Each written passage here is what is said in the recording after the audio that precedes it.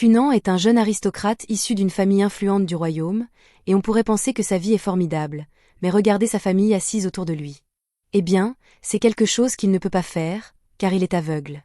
Il possède ce qu'on appelle la cicatrice du héros, ce qui fait qu'il est complètement aveugle depuis sa naissance, ce qui le rend très déprimé. Sa servante personnelle, Ako, doit le guider partout où il va, mais pour donner une occupation à Cunan, elle l'encourage à apprendre la magie. Après tout, il possède un emblème de magie de l'eau, ce serait donc dommage qu'il n'apprenne pas à s'en servir.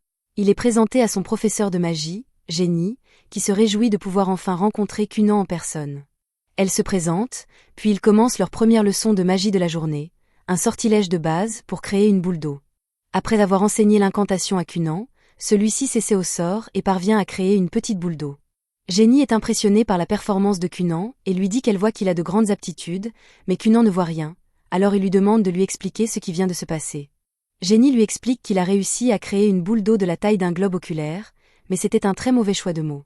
Elle craint de l'avoir offensé, mais Cunan vient de réaliser que la magie peut prendre la forme d'un globe oculaire et que s'il en apprend suffisamment, il pourra peut-être se créer de nouveaux yeux. Avec l'espoir retrouvé de pouvoir un jour recouvrer la vue, Cunan devient intrigué par le monde qui l'entoure et commence à essayer d'apprendre autant qu'il le peut. L'ancêtre de Cunan, le héros de cette nation, Istor, a vaincu le seigneur démon, mais il a perdu un bras et une jambe au cours de la bataille, et depuis lors, ses descendants naissent souvent avec un membre en moins, que ce soit un bras, une jambe ou la vue. C'est fou, car imaginez être blessé si gravement que vos descendants finissent par souffrir de vos blessures avec vous. Cunan a peut-être perdu à la loterie génétique, mais il ne va pas laisser cela le freiner plus longtemps. Il jure qu'il va trouver un moyen de se créer de nouveaux yeux grâce à la magie, mais pratiquer la magie est en réalité très difficile. Il est à bout de force après avoir lancé quelques sorts basiques, et s'il veut se créer de nouveaux yeux, il ne peut pas rester comme ça, il doit donc trouver un moyen de renforcer son corps. Normalement, courir serait un bon moyen d'augmenter son endurance, mais Cunan n'est pas vraiment équipé pour cela. Ako lui suggère donc de s'entraîner au maniement de l'épée à la place, et elle a même l'instructeur idéal en tête. Cunan passe les heures suivantes à s'entraîner avec Maître Oro pour améliorer son endurance, puis Génie arrive pour poursuivre ses cours de magie avec lui. Elle voit que Cunan a travaillé dur avec l'épée et lui demande s'il veut faire une pause, car il doit être fatigué après tout cet entraînement, mais il lui répond qu'il veut continuer. Dans ce cas, Génie suggère de commencer par revoir le sort d'eau qu'elle lui a enseigné la dernière fois, mais alors qu'elle s'attendait à ce que Cunan ait progressé de la même manière que la dernière fois, à sa grande surprise, il crée immédiatement cette boule d'eau parfaite d'un seul coup, et elle sait qu'elle ne lui a pas enseigné cela. Pendant ce temps, au palais royal, la princesse Mirica vient d'être informée qu'une calèche a été préparée pour qu'elle aille rendre visite à Cunan, mais elle n'a pas vraiment envie d'y aller. Cunan et Mirica ont été fiancés dès sa naissance, car il est né avec une cicatrice de héros. Il s'agit donc d'un mariage politique important, mais elle pense que Cunan ne l'aime pas du tout. Elle lui rend visite de temps en temps afin qu'ils puissent apprendre à se connaître, mais il est toujours très sombre en sa présence, et malgré tous ses efforts pour lui remonter le moral, il répond toujours que rien n'a d'importance car il est aveugle et incapable de faire quoi que ce soit par lui-même. Malgré tout, la servante de Mirica lui dit qu'elle doit quand même aller le voir, alors elle finit par accepter et se rend chez Cunan. Cependant, cette fois-ci, lorsqu'elle le rencontre, il semble beaucoup plus heureux que la dernière fois qu'elle l'a vu. Elle lui demande si quelque chose lui est arrivé récemment, et Cunan lui explique qu'il est récemment tombé amoureux de la magie et que cela lui a redonné espoir. Il s'excuse d'être toujours si sombre en présence de Mirica et lui demande si elle aimerait écouter certaines de ses histoires, car il a appris beaucoup de choses amusantes récemment. À la fin de la journée, Mirica quitte la maison de Cunan. Cette fois-ci, elle s'est vraiment beaucoup amusée à jouer avec lui, et elle a hâte de revenir lui rendre visite. Plus tard dans la nuit, de retour à l'appartement de Génie, celle-ci panique car elle ne sait pas quoi enseigner à Cunan pour sa prochaine leçon. Elle a accepté ce travail pensant qu'il serait facile de gagner de l'argent en enseignant la magie élémentaire à un enfant de 7 ans pendant quelques années, mais après seulement quelques leçons, Cunan maîtrise déjà tout. Elle se demande si elle devrait commencer à lui enseigner la magie intermédiaire, mais elle ne peut pas prendre ce risque car, même si la magie est pratique, elle n'est pas forcément sans danger, et elle pourrait avoir des ennuis pour lui avoir enseigné des sorts dangereux si tôt. Cependant, elle n'est pas prête à abandonner car elle a des factures à payer, et elle va trouver une leçon parfaitement sûre pour Cunan afin de pouvoir continuer à toucher son salaire. Le lendemain, lorsque Cunan et Génie se rencontrent, elle lui dit que la leçon d'aujourd'hui sera un peu différente.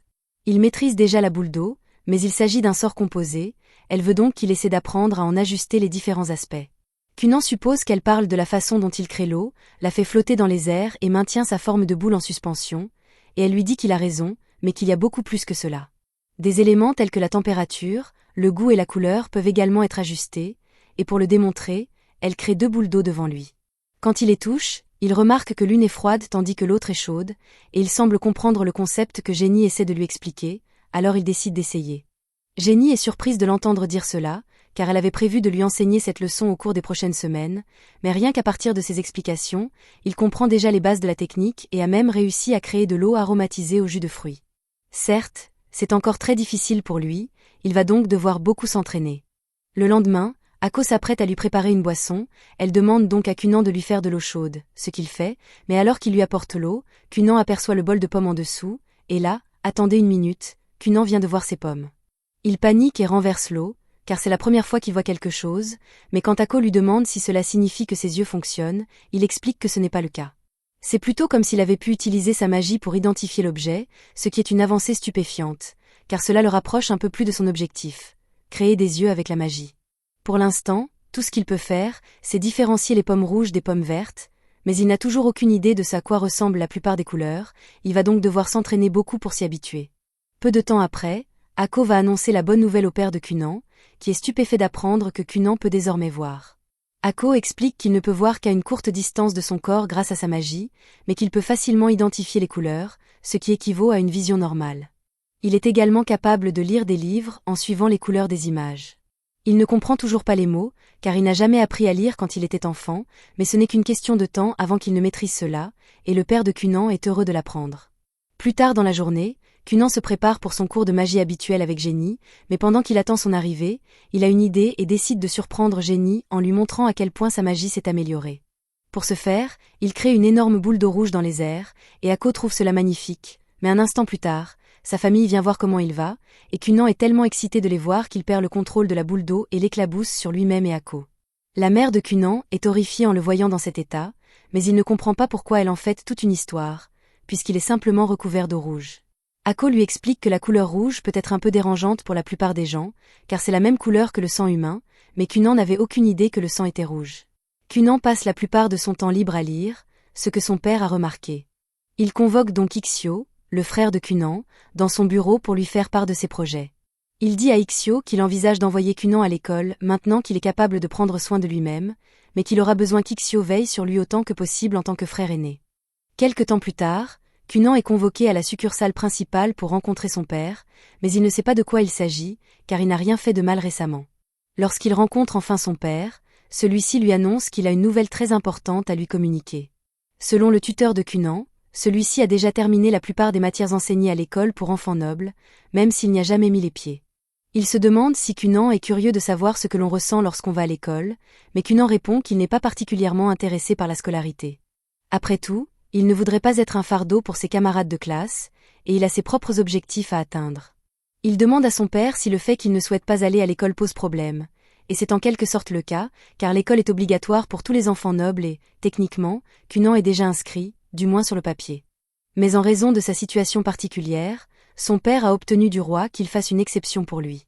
Cependant, maintenant que Cunan a appris à voir suffisamment bien pour se déplacer seul, son père pense qu'il est temps pour lui d'envisager de retourner à l'école. Cunan demande s'il essaie de se débarrasser de lui à cause de l'incident de l'eau rouge, et le père de Cunan est encore un peu contrarié à ce sujet, mais ce n'est pas la raison. Il dit cela pour le bien de la princesse Mirica, car si Cunan ne va pas à l'école, cela lui donnera une mauvaise image auprès des autres nobles. Et même s'il ne se soucie pas de son image publique en tant que futur mari de Mirica, toute opinion négative à son sujet aurait également des répercussions sur elle. Cunan comprend le point de vue de son père, alors il accepte d'aller à l'école, mais il pense toujours que ce sera une perte de temps, car il n'y a rien de nouveau à apprendre là-bas. Son père lui dit qu'il n'a pas besoin d'assister aux cours, il doit juste passer tous les examens nécessaires pour obtenir son diplôme, et comme il a déjà terminé le programme avec son tuteur, cela devrait être facile pour lui. Peu de temps après, Cunan rencontre Mirica pour lui annoncer qu'il va bientôt aller à l'école. Elle est très enthousiaste, car cela signifie qu'elle pourra passer plus de temps avec lui à l'école, mais Cunan est un peu inquiet, car si Mirica est tout le temps avec lui, tous les garçons qui ont le béguin pour elle seront jaloux et pourraient s'en prendre à lui. Mirica lui dit que tout ira probablement bien, mais pour être honnête, cela ne semble pas très rassurant, alors Cunan pense qu'il devrait probablement se procurer une nouvelle baguette pour se défendre.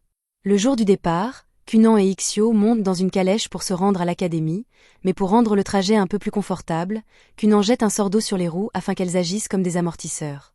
Ixio est impressionné par les progrès réalisés par Cunan en matière de magie, mais Cunan répond qu'il est juste devenu un peu plus fort, ce n'est donc pas grand-chose. Il s'excuse également, car il est certain d'avoir beaucoup inquiété son frère avec sa dépression, mais il est désormais déterminé à survivre quoi qu'il arrive, et Ixio n'a donc plus à s'inquiéter pour lui. Ixio est heureux que Kunan ait changé pour le mieux, mais Kunan déclare alors qu'il fera tout pour réussir, même si cela signifie que le reste du monde doit périr, ce qui le fait basculer du côté des méchants, et Ixio recommence à s'inquiéter un peu.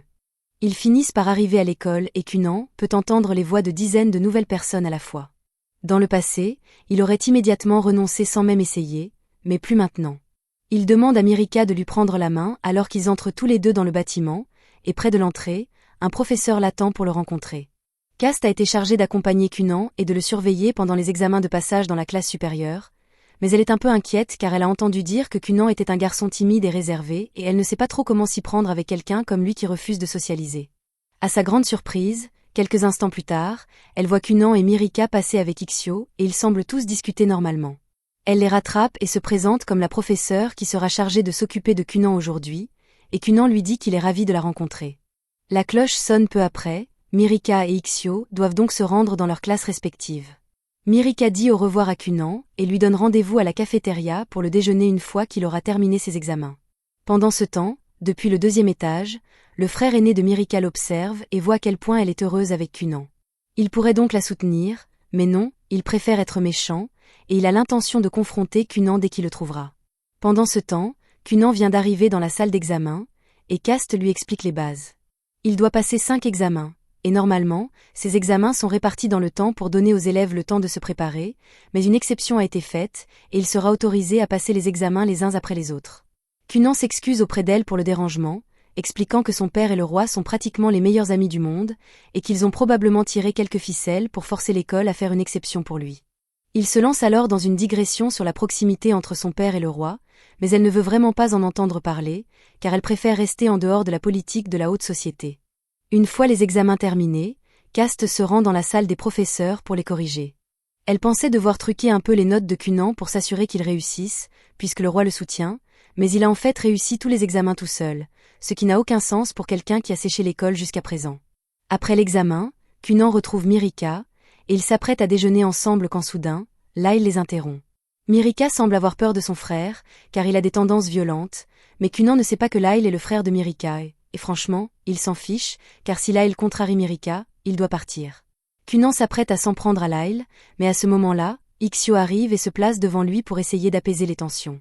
Il demande poliment à Lyle de laisser Kunan et Mirika tranquilles, et il ne peut pas faire grand-chose d'autre, car il ne peut pas se permettre d'être impoli envers le 6e prince du royaume.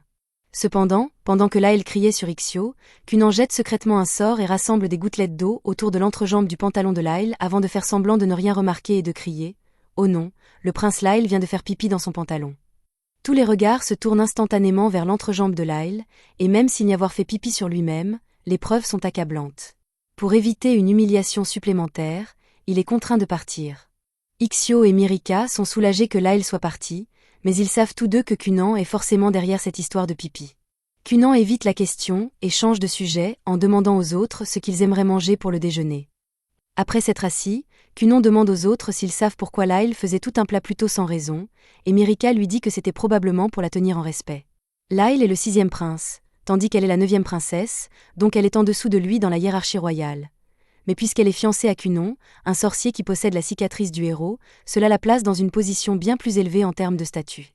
Il se sent probablement menacé à l'idée que Mirika le dépasse dans la hiérarchie, alors il essayait d'établir sa domination, mais ce n'est pas forcément une mauvaise personne.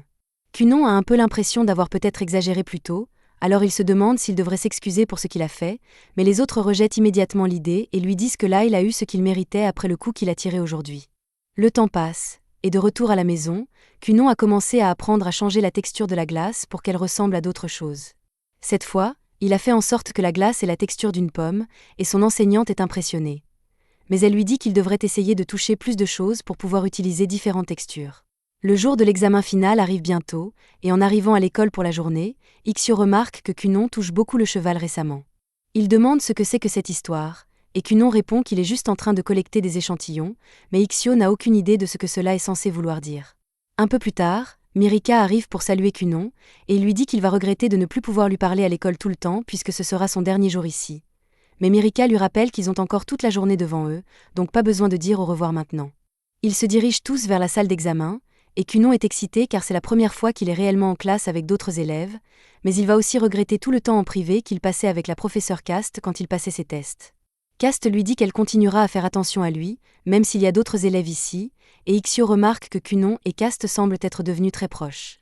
Cunon dit qu'il est naturel qu'ils soient devenus amis, puisqu'il a beaucoup appris sur Cast grâce à leurs discussions pendant ses tests, comme le fait que Cast n'est devenue enseignante ici que parce qu'elle avait le béguin pour un des hommes qui avait postulé pour le poste, mais que le type a finalement échoué alors que Cast a réussi, donc elle ne savait pas quoi faire et a décidé de continuer à enseigner. Les autres trouvent bien que Cunon et la professeure Cast s'entendent bien, mais ils trouvent aussi un peu bizarre qu'elle se confie sur sa vie amoureuse à un enfant. Juste à ce moment-là, un groupe d'autres enfants de la classe s'approche du groupe et demande à Ixio et Mirika de leur présenter Cunon, puisqu'ils n'ont pas encore eu l'occasion de lui parler et puisqu'ils sont si directs. Cunon se présente formellement. À vrai dire, il était un peu inquiet du fait que personne ne l'approche quand il était avec Ixio ou Mirika, alors il commençait à penser qu'il n'avait aucun ami du tout. Mirika lui dit que ses amis ne gardaient leur distance que parce qu'elle leur avait dit qu'elle voulait passer du temps de qualité avec lui sans être dérangée, et Cunon est soulagé d'entendre cela parce qu'il ne saurait pas quoi faire si Mirika ou Ixio se révélaient être des solitaires complets. Cela dit, personnellement, il ne s'inquiète pas d'être seul ou de n'avoir pas d'amis, donc cela ne le dérangerait pas tant que ça. Un peu plus tard, l'examen est sur le point de commencer, mais Lyle est encore dans le couloir à regarder par la fenêtre en faisant le cool et mystérieux. Ses larbins lui disent que l'examen final est sur le point de commencer, et Lyle dit qu'il est trop important pour s'inquiéter d'une chose pareille. Mais il lui rappelle alors qu'il devra redoubler s'il le rate, donc il n'a pas le choix. Pendant ce temps, de retour dans la salle de classe, Cunon est occupé à tâter un pigeon près des fenêtres quand Cast annonce que le test est sur le point de commencer, donc tout le monde devrait s'asseoir. Mirika dit à Cunon qu'elle lui a gardé une place à côté d'elle, mais avant qu'il ne puisse accepter son offre, Lyle s'interpose et commence à fusiller Cunon du regard. Ixio ne peut pas intervenir, mais il se souvient avoir entendu quelques femmes de chambre royale parler de ce que Lyle est un raté, mais elles ne le diraient jamais en face parce qu'il est encore un membre de la famille royale. La raison pour laquelle Lyle fait tant de crises est toujours si en colère et qu'il sait que, même si les gens essaient d'agir respectueusement autour de lui, ils se moquent probablement tous de lui dans son dos. Cependant, alors qu'il est en plein dans ses pensées, Cunon attrape soudainement sa main et se présente formellement. Lyle panique et dit qu'il n'a pas donné la permission à Cunon de le toucher, mais Cunon lui rappelle qu'ils vont bientôt être beaux-frères, donc ils devraient apprendre à se connaître. Il commence à tâter la main de Lyle, et d'après la texture de sa peau, Cunon peut dire que Lyle doit avoir un beau visage. C'était une chose gentille à dire, mais Lyle reçoit rarement des compliments sincères comme celui-ci, donc il ne sait pas comment réagir et se tourne vers Mirika pour lui demander s'il y a quelque chose qui ne va pas avec Cunon. Mirika trouve toute l'histoire drôle, et tout le monde dans la classe aussi, donc il commence à rire. Et au début, Lyle pense qu'ils se moquent tous de lui, mais Mirika explique qu'il rit parce que c'est la première fois que quelqu'un le voit être si décontenancé. Lyle nie être décontenancé et dit à Cunon de lâcher sa main maintenant, mais Cunon la tient encore quelques secondes de plus et dit à Lyle que sa voix aussi semble forte. Lyle n'aimait pas Cunon au début et avait prévu d'être méchant avec lui pour affirmer sa domination, mais maintenant il ne sait pas trop comment réagir. Kat attire ensuite l'attention de tout le monde et leur dit à tous de s'asseoir parce qu'elle est sur le point de commencer le test.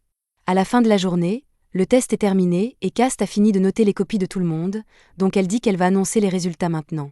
Elle commence à écrire au tableau, et tout le monde regarde avec impatience pour voir ses résultats, mais il s'avère qu'ils ont tous réussi, donc ils peuvent tous obtenir leur diplôme. Ensuite, Cunon et Ixio remontent dans le carrosse pour rentrer à la maison, et tout le monde lui fait au revoir de la main alors qu'il part. Cunon leur dit qu'il s'est beaucoup amusé aujourd'hui, et il dit à Cast que si elle cherche toujours un petit ami, alors elle devrait considérer Ixio puisqu'il est toujours célibataire. Mais Ixio dit qu'il n'a jamais accepté cela, et Cast commence à regretter un peu d'avoir parlé à Cunon de sa vie amoureuse. De plus, Lyle a beaucoup appris de son interaction avec Cunon, et il va faire un effort pour être plus gentil à partir de maintenant. Quelques jours plus tard, maintenant que Cunon a obtenu son diplôme, il se concentre sur l'apprentissage de nouveaux sorts, et Jenny est en train de le tester sur tout ce qu'il a appris. Elle lui demande de faire une boule d'eau tournante, de la diviser en 10, puis de colorer et texturer chacune individuellement, tout ce que Cunon est capable de réaliser sans grande difficulté. Jenny lui dit qu'il s'en est bien sorti, mais Cunon dit qu'il n'a pas encore fini parce qu'il a en fait compris comment pousser la personnalisation encore plus loin. Il procède alors à transformer une des boules d'eau en colombe et la fait voler dans les airs. Jenny ne peut pas croire ce qu'elle vient de voir et tombe à genoux, parce que même les maîtres mages de l'eau ne seraient pas capables de réaliser quelque chose comme ça si facilement. Plus tard, en prenant le thé avec Cunon, Jenny dit qu'elle a quelque chose d'important à lui dire. Cunon comprend, donc il demande à Echo de leur laisser un peu d'intimité, et une fois seule, Jenny lui dit qu'il ne reste plus rien à lui enseigner. En fait, elle n'a pas eu grand-chose à enseigner ces derniers mois, puisqu'elle est juste censée l'instruire dans l'utilisation de la magie élémentaire. Mais à ce stade, Cunon est un meilleur mage qu'elle, donc il n'y a pas de raison pour qu'elle continue à être son enseignante. Cunon se lève et lui dit qu'elle est en fait une excellente enseignante, parce qu'il a vraiment apprécié tous les petits tours désespérés qu'elle transformait en leçons pour lui. Elle n'est peut-être pas au niveau des mages plus avancés, mais sa perspicacité lui a donné un nouvel espoir dans la vie, et il la valorise vraiment. Jenny apprécie qu'il dise cela, car elle a dû travailler très dur et se creuser la tête pour trouver ses leçons, et cela devient trop difficile à gérer pour elle. Cunon lui demande si elle dit cela parce qu'elle pense que le salaire ne vaut pas tous les ennuis, parce que si c'est le cas, il peut demander à son père de lui augmenter son salaire, mais Jenny lui dit que c'est en fait le contraire. Elle se sent coupable de recevoir un salaire aussi élevé, alors qu'elle fait si peu. Cunon lui dit que les leçons qu'elle invente valent chaque centime, mais Jenny dit qu'elle a déjà atteint sa limite. Son cerveau est complètement sec en termes d'idées maintenant, donc elle lui dit qu'il mérite d'avoir un meilleur sorcier comme enseignant à la place d'elle. Cunon supplie Jenny de rester parce qu'il veut continuer à la voir comme enseignante de magie, mais il n'y a vraiment plus grand-chose qu'elle puisse faire pour lui à ce stade. Après avoir dit au revoir, Jenny quitte le manoir. Et en s'éloignant, elle pense que Cunon est sans aucun doute un génie, et ce n'est qu'une question de temps avant qu'il ne devienne l'un des plus grands mages du continent, donc elle va faire de son mieux pour le suivre en entraînant sa propre magie. Le lendemain matin, Cunon est informé par écho que son tuteur académique habituel, Mademoiselle Flora, vient également de démissionner. Il est choqué d'entendre cela, mais c'est logique puisqu'il a déjà terminé le programme et obtenu son diplôme de l'Académie noble, donc il n'a plus besoin de tuteur. Cunon aurait quand même aimé pouvoir lui dire au revoir avant son départ, donc il décide de lui écrire une lettre de remerciement plus tard. Et Echo pense que c'est génial, mais tant que Cunon y est, elle demande s'il pourrait demander à Flora si elle connaît des hommes célibataires de 20 ans qui seraient intéressés par l'épouser. Cunon est blessée qu'Echo veuille se marier et le laisser derrière, et elle n'essaie pas de le faire se sentir mal, mais elle doit aussi penser à son avenir.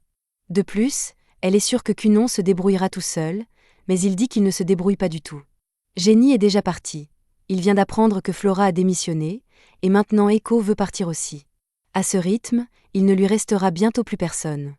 Ce soir-là, pendant le dîner, Cunon raconte à son père que Jenny a arrêté et comment elle a dit qu'il devrait trouver un maître sorcier pour devenir son enseignant s'il veut continuer à apprendre. Ixio y réfléchit une seconde et se souvient d'une rumeur à propos d'un extraordinaire sorcier royal. Leur mère reconnaît la description et demande à Ixio s'il parle de Zéonli Finrol, parce qu'il est célèbre dans toute la capitale pour son immense pouvoir et sa beauté. Il serait un candidat parfait pour le nouvel enseignant de magie de Cunon, mais leur père dit qu'il y a un problème majeur avec ce plan. Ils ne peuvent pas embaucher Zeyo. En tant que sorcier royal, les seules personnes autorisées à lui donner des ordres sont le roi et les autres membres de la cour royale. En plus de cela, Zeyo quitte rarement le château royal, et même le rencontrer est très réglementé, donc les chances de l'embaucher comme instructeur de magie sont minces, mais il dit qu'il demandera au moins au roi pour voir s'il peut faire quelque chose. Un peu plus tard, le grand maître mage du château royal reçoit un rapport qui dit qu'un garçon sorcier de niveau apprenti demande à étudier sous l'un de ses sorciers royaux. C'est pratiquement inouï, même pour le fils d'un noble qui est le meilleur ami du roi. L'apprenti du grand maître se trouve être la sœur aînée de Myrika, donc elle aime personnellement Cunon, mais les sorciers royaux ne sont pas influencés par le statut ou le pouvoir.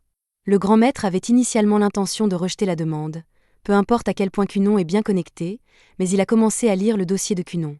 Et c'est alors qu'il a réalisé que cet enfant pourrait en fait être spécial. Quelques jours plus tard, Cunon et son père se rendent à la capitale royale car ils viennent d'obtenir l'autorisation de rencontrer le sorcier royal. Ils sont tous les deux sincèrement surpris que cela fonctionne, car presque personne n'a jamais une opportunité comme celle-ci, et si la rencontre se passe bien, alors Cunon pourrait finalement réussir à en faire son tuteur. Cunon remercie son père d'avoir tiré les ficelles pour que cela se produise, mais son père lui dit qu'il n'y a eu aucun népotisme. Les sorciers royaux se sont simplement intéressés à Cunon après avoir lu son dossier, bien qu'ils ne sachent pas pourquoi. Pour passer le temps, Cunon décide de faire un chat avec de l'eau, et on dirait que son contrôle des sorts s'est beaucoup amélioré, car il ressemble et a la texture exacte d'un vrai chat. Cependant, il n'a toujours pas trouvé comment le faire bouger naturellement ou produire des sons, mais son père l'adore absolument. À leur arrivée au château, tous deux sont accueillis par Dame Recha. Cunon fait sa salutation habituelle, mais on l'informe alors que Recha est en fait la deuxième princesse, ce qui fait d'elle la sœur aînée de Myrika, alors Cunon dit qu'il est heureux de rencontrer enfin sa future belle-sœur. Recha remarque que le père de Cunon porte un chat, et elle le trouve vraiment mignon, mais lorsqu'il le pose, Cunon annule son sort, et le chat redevient une flaque d'eau.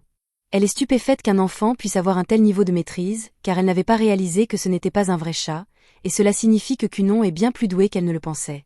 Elle propose de le conduire immédiatement à la tour noire, mais avant qu'il ne parte, le père de Cunon l'informe qu'il a une audience avec le roi plus tard dans la journée, alors il demande si Cunon pourra rentrer seul sans problème. Cunon dit qu'il est tout à fait capable de voyager seul, alors son père dit qu'il arrangera pour qu'un carrosse vienne le chercher plus tard dans la journée. Alors que Cunon et Recha traversent les couloirs, Cunon commence à lui poser une série de questions sur la magie avancée, mais il parle beaucoup trop vite pour qu'elle puisse le suivre. Elle dit à Cunon qu'elle est encore nouvelle ici, donc elle n'est pas préparée à répondre à toutes ces questions. Il y a 10 princesses et 7 princes dans ce royaume, et généralement ils doivent tous rivaliser les uns avec les autres en termes de réalisation pour hériter du royaume, mais Recha a renoncé à ses droits au trône pour poursuivre une carrière de sorcière ici. Elle s'inquiète aussi un peu que Cunon puisse être entraîné dans la bataille pour la succession royale, mais c'est alors qu'elle remarque que Cunon ne marche plus, il glisse. Elle lui demande comment il fait cela, alors il explique qu'il a simplement créé une couche de glace sous ses pieds pour réduire la friction. Il lui demande si elle aimerait essayer aussi, et Recha semble très excitée à cette idée, mais d'abord, c'est son travail de mettre Cunon au courant des règles de base de la tour noire. Premièrement, il ne doit pas s'impliquer imprudemment dans aucune faction, et il ne doit signer aucun contrat douteux ni dire quoi que ce soit qui pourrait lui causer des problèmes plus tard. Et maintenant que cela est réglé, elle demande à Cunon de transformer ses chaussures en patins. Une minute plus tard, tous deux patinent dans les couloirs sans le moindre souci, mais cela cause un énorme remue-ménage, donc quelques gardes tentent de les faire arrêter. Cependant, ils sont beaucoup trop rapides pour qu'ils puissent les rattraper. C'est alors que le capitaine des chevaliers, Dario, passe par là et remarque ce qui se passe. Alors il se met à poursuivre Cunon et Recha et leur ordonne d'arrêter de patiner dans les couloirs. Cunon commence à s'inquiéter un peu qu'ils puissent avoir des ennuis, alors il demande à Recha s'il devrait s'arrêter, mais elle dit qu'elle s'amuse beaucoup trop, donc ils doivent juste aller encore plus vite pour semer Dario. Malheureusement, Dario ne manque jamais son jour d'entraînement des jambes, donc il rattrape facilement les deux et leur donne une longue réprimande dans la cour par la suite. Après cela, Cunon est finalement conduit pour rencontrer Actar, le grand mage, et dès que Cunon le rencontre, il peut dire qu'Actar est le vrai deal. Actar se souvient d'avoir entendu que Cunon a un crest d'eau sur son corps, et Cunon le confirme, expliquant qu'il est sur son épaule droite. Actar jette un coup d'œil et découvre que le crest de Cunon est un 2 étoiles, mais Cunon n'a jamais entendu parler de cette classification auparavant, alors il demande ce que cela est censé signifier. Actar explique qu'il existe 7 types de crestes différents, les 4 élémentaires, et ensuite il y a la lumière, les ténèbres et l'impur. Ils ont aussi des rangs, et 2 étoiles est l'un des plus communs car c'est l'avant-dernier. Recha mentionne qu'elle se trouve aussi être un 2 étoiles avec un crest devant, et si c'est le cas, alors Cunon suppose qu'Actar doit être plus haut. Actar demande ce qui l'a conduit à cette conclusion, alors il explique que la densité magique autour de lui est bien plus élevée que celle de Recha, un peu comme du fromage ordinaire comparé à du bleu premium. Actar pense que c'est une façon amusante de voir les choses, mais il n'aime pas non plus être comparé à du fromage, alors il dit à Cunon de ne plus jamais l'appeler ainsi. Cela dit, Actar informe Cunon qu'il a un crest 4 étoiles, mais avoir un nombre de crestes bas ou haut n'indique pas nécessairement la compétence magique de quelqu'un. Cela indique simplement la quantité totale d'énergie qu'il peut utiliser. Quoi qu'il en soit, maintenant que les informations ennuyeuses sont données, Actar invite Cunon à descendre dans la cour pour que le plaisir puisse officiellement commencer. En bas, un groupe de sorciers royaux se rassemble pour assister à la magie de Cunon, car ils ont entendu qu'il est vraiment impressionnant. Actar dit qu'il veut que Cunon passe un petit test, et Cunon est tout à fait d'accord car s'il réussit, alors il pourrait être autorisé à avoir un sorcier royal comme tuteur. Actar appelle l'un des sorciers, Victo, et lui demande de commencer le test, et il procède à lancer quelques dizaines de boules d'eau autour de lui. Actar informe alors Cunon qu'il doit surmonter le sort de Victo avec sa propre magie, et Cunon est sans voix car c'est la première fois qu'il doit faire quelque chose comme cela. Il se souvient que Génie a expliqué que le sort de boule d'eau permet de créer de l'eau ou de contrôler de l'eau qui existe déjà, mais il n'a même jamais envisagé l'idée de prendre le contrôle de l'eau créée par un autre mage. Il décide de tenter sa chance et commence efficacement à lutter avec Victo pour le contrôle de l'eau, mais c'est beaucoup plus difficile qu'il ne l'avait anticipé. À la fin du test, Cunon n'a réussi à réclamer que 2 des boules d'eau, et au début, il est déçu de lui-même car il pense avoir mal fait, mais au contraire, on l'informe qu'il a très bien réussi. En vérité, Victor ne s'attendait pas à ce qu'il puisse prendre aucune de ces boules, encore moins 2, donc il a dépassé toutes leurs attentes. Cependant, Actar aimerait quand même voir plus de la magie de Cunon, alors il lui demande s'il serait disposé à faire quelques tests supplémentaires. Quelques minutes plus tard, Cunon crée un énorme ballon d'eau au milieu de la pelouse, et Actar s'amuse follement à rebondir de haut en bas dessus. Cunon se demande si c'est vraiment correct que le grand maître s'amuse ainsi pendant les heures de travail. Actar demande à Cunon comment il a réussi à créer cette chose, alors il explique que c'est juste une boule d'eau ordinaire qu'il a modifiée pour lui donner des propriétés extrêmement élastiques. En fait, il pourrait probablement la rendre assez solide pour propulser Actar jusqu'au 2e étage du château, mais Actar lui dit qu'il en a assez rebondi pour aujourd'hui.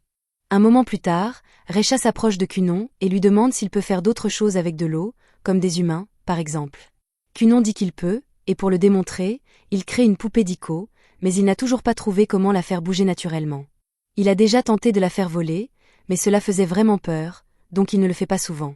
Quoi qu'il en soit, Recha et les autres lui demandent de le faire quand même. Alors Kunon fait voler la poupée d'Iko dans les airs, mais alors qu'elle passe devant l'une des fenêtres, quelques femmes du château la prennent pour un fantôme, alors elles paniquent toutes et les chevaliers finissent par être appelés. Ils descendent dans la cour et se mettent à crier après tous les sorciers pour avoir causé tant de troubles.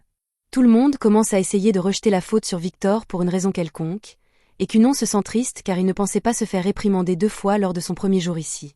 Actar lui dit qu'il est inutile de bouder à propos de ce qui s'est déjà passé, mais pour être sûr, il suggère que la prochaine fois qu'ils se rencontreront, ils devraient discuter de magie pendant le déjeuner à la place. Kunon demande si cela signifie qu'il a réussi le test d'Actar, mais considérant à quel point il s'amusait tout à l'heure, il pensait que la réponse serait évidente. Actar dit qu'il s'occupera personnellement de désigner un sorcier royal pour être son professeur, et Kunon est fou de joie en entendant cela. Cependant, il veut encore clarifier quelque chose car il ne voudrait pas que cela soit perçu comme un soutien à une faction royale particulière, mais Recha lui dit qu'il n'a pas à s'inquiéter car les sorciers royaux ne sont pas du tout impliqués en politique. Kunon est heureux de l'entendre, mais avant de partir, il y a une dernière question qu'Actar aimerait lui poser. Il veut savoir quel est le but de Kunon avec la magie, alors il explique qu'il étudie pour pouvoir un jour créer de nouveaux yeux pour lui-même avec sa magie. Tout le monde pense que c'est une noble aspiration, et Kunon est heureux qu'ils soutiennent tous son rêve. Mais alors qu'il se prépare à partir pour la journée, il découvre son père qui l'attend, et il n'a pas l'air content.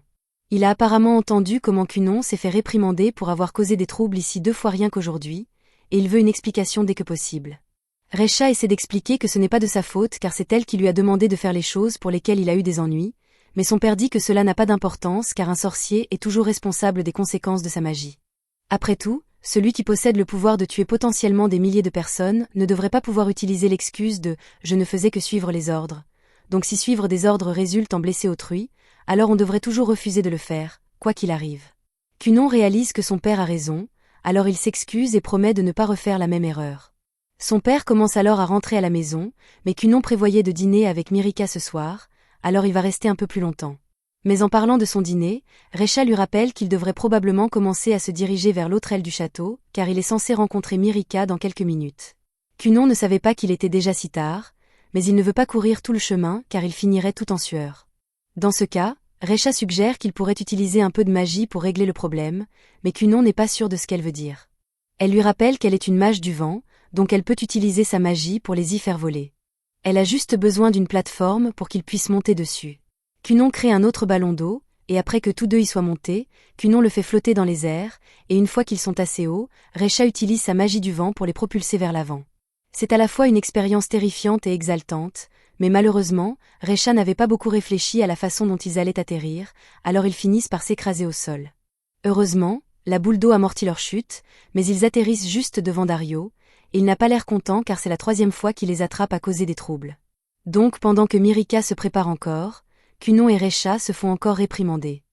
Mirika est finalement informée que Kunon est arrivé, alors elle court immédiatement à la porte d'entrée pour le rencontrer afin qu'ils puissent commencer leur rendez-vous. Un peu plus tard, ils arrivent au restaurant comme prévu, et une fois assis, Mirika demande à Kunon de lui raconter sa journée à la Tour Noire. Kunon l'informe qu'il y a passé un moment merveilleux. Il a pu rencontrer la sœur de Mirika et un tas d'autres mages là-bas. Il a apparemment aussi réussi le test, donc il va finalement avoir un instructeur, mais il ne sait pas encore qui ce sera. La servante en charge d'eux remarque que Kunon semble parler énormément tandis que Mirika se contente d'écouter, mais elle semble heureuse, donc ce n'est pas un problème. La raison pour laquelle il parle autant est qu'il n'a pas souvent l'occasion de voir Mirika maintenant qu'ils ont obtenu leur diplôme. Alors il veut tout dire d'un coup pendant qu'il en a la chance, et il lui promet qu'une fois mariés, il fera en sorte qu'ils passent autant de temps ensemble qu'elle le désire. Cette phrase a fait battre le cœur de Mirika à tel point que même après la fin du rendez-vous, elle a passé les heures suivantes à gigoter dans son lit tellement elle était heureuse. Plus tard, on voit Kunon de retour à la maison, occupé à écrire un rapport dans sa chambre, mais c'est à ce moment qu'Eko l'appelle et lui demande un peu d'aide avec sa magie. Kunon sort pour voir ce qu'elle veut, alors elle lui demande de créer des bulles de savon pour qu'elle puisse mieux laver les vêtements. Kunon accepte d'aider, mais il est un peu agacé car il doit retourner écrire son rapport après cela. Cependant, Eko lui dit que ce n'est pas bon pour lui de rester enfermé dans sa chambre toute la journée, car s'il ne prend pas assez de soleil, il ne grandira jamais. Kunon demande si les filles préfèrent vraiment les garçons plus grands, et elle dit que la plupart le font, mais qu'elle l'aimera toujours qu'il soit grand ou qu'il reste un petit munchkin. Après qu'Eko ait fini la lessive, elle et Kunon s'allongent sur l'herbe un moment, et il lui demande si des lettres sont arrivées pour lui aujourd'hui, mais pour autant qu'elle sache, il n'y a eu aucune lettre à son nom récemment. Elle demande s'il attend quelque chose de spécifique, alors il lui dit qu'il attendait juste la confirmation de la tour concernant l'identité de son instructeur, mais il semble qu'il n'est pas encore décidé. Techniquement, ils ont déjà décidé, mais la plupart des autres mages ont trop peur pour aller appeler le type en question. Un des mages finit par se rendre dans la chambre de Zéon pour lui dire que le grand mage a une tâche pour lui, mais il est accueilli par une montagne de papiers en désordre, et quand Zéon se lève enfin, il menace le gars pour avoir perturbé son précieux temps de sommeil. Zéon demande ce qu'il fait là, alors le gars l'informe que le grand maître souhaite lui parler, et cela capte son attention. Quelques jours plus tard, Cunon reçoit une lettre l'informant qu'un professeur lui a finalement été assigné, et Echo est vraiment heureuse pour lui, mais quand elle entend que le professeur de Cunon sera Zéon, le mage légendaire connu dans tout le royaume, elle a du mal à le croire. Toutes les femmes du royaume vendraient pratiquement leur âme pour avoir une chance de le rencontrer, et puisqu'il sera le professeur de Cunon, cela signifie qu'elle aura des tonnes d'occasions de lui parler. Plus tard, on voit Reisha et Mirika ensemble dans le château royal, et elles sont en route pour rencontrer Zéon car selon les règles, un sorcier royal doit encore recevoir un ordre direct d'un membre de la famille royale pour pouvoir sortir, alors elle prévoit d'ordonner à Zéon de garder Mirika. Cela lui donne aussi une bonne excuse pour rendre visite à Cunon, mais Reisha est encore un peu amère que Zéon ait été choisi car elle voulait être le professeur de Cunon à sa place. En chemin, Mirika tombe sur deux autres de ses sœurs aînées, Évril et Lidélia, et si Mirika peut avoir une bonne relation avec Reisha, ce n'est pas le cas avec ces deux-là. Elle commence à parler du talent et de l'incroyable Cunon, et qu'en comparaison, Mirika est une ratée ordinaire qui profite juste de sa gloire, mais Reisha les coupe et leur dit de dégager si elles n'ont rien d'important à dire. Les deux sont furieuses, mais elles savent qu'elles ne peuvent pas tenir tête à Reisha, alors elles s'enfuient. Plus tard dans la journée, Cunon est dans son jardin avec Echo, attendant l'arrivée de Zéon et Mirika, et une fois que la calèche s'arrête, il se lève pour saluer Zéon. Cependant, à sa surprise, Mirika est la première à sortir de la calèche.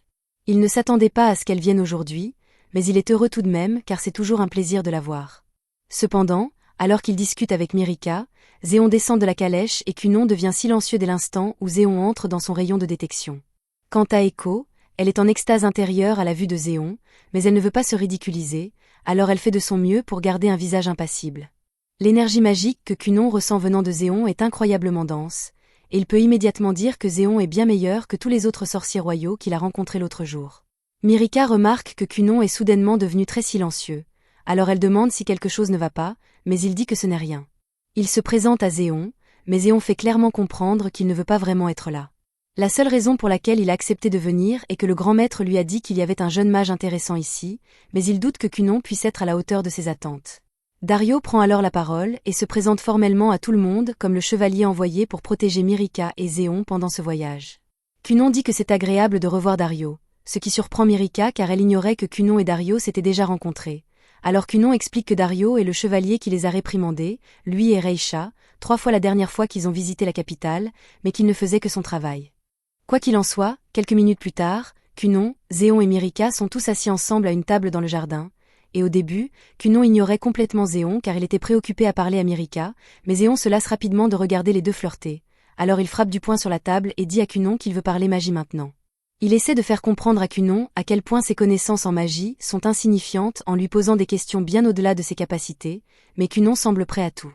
Zéon demande à Cunon s'il connaît les sorts composés, alors Cunon déclare que ce sont essentiellement des sorts créés en divisant et en réarrangeant le cercle magique d'un sort original pour obtenir de nouveaux effets. Zéon demande à Cunon en combien de sections il peut diviser un sort actuellement, et il s'attendait à ce que Cunon dise quelque chose comme 5 ou 10, mais à sa surprise, Cunon révèle qu'il peut en fait gérer 31 sections différentes à la fois. Il peut parfois aller jusqu'à 32, mais son taux de succès à ce niveau est inconstant pour le moment. Zéon est sincèrement surpris d'entendre que Cunon est capable d'une magie aussi complexe, et il commence à comprendre pourquoi le grand maître était si intéressé par ce garçon, mais il est quand même meilleur. Il annonce fièrement qu'il peut aller jusqu'à 50 sections, et Cunon est stupéfait car il n'a aucune idée de comment Zéon a réussi ça. Mais avant d'aller plus loin, Zéon demande à Cunon comment il a réussi à surmonter l'obstacle des 20 sections, puisque la plupart des mages restent bloqués là. Cunon explique qu'il a été facile de surmonter le goulet d'étranglement une fois qu'il a commencé à superposer les sorts. Zéon est impressionné que Cunon ait pu comprendre un concept aussi avancé tout seul, et il est logique que les autres sorciers royaux se soient battus pour devenir les professeurs de Cunon car un garçon avec ce genre de talent est extrêmement rare, mais il prévoit quand même de tester Cunon pour voir jusqu'où il peut aller. Cunon supplie Zéon de lui montrer à quoi ressemble un sort à 50 couches, mais Zéon ne voit pas l'intérêt de faire cela car il ne pourra pas le reproduire en le voyant une seule fois, et en plus, il n'a pas encore officiellement accepté Cunon comme son élève, donc il doit encore prouver qu'il en est digne. Zéon crée un mur de terre en utilisant la magie, et dit à Cunon qu'il devra le détruire en utilisant la magie s'il veut devenir son élève.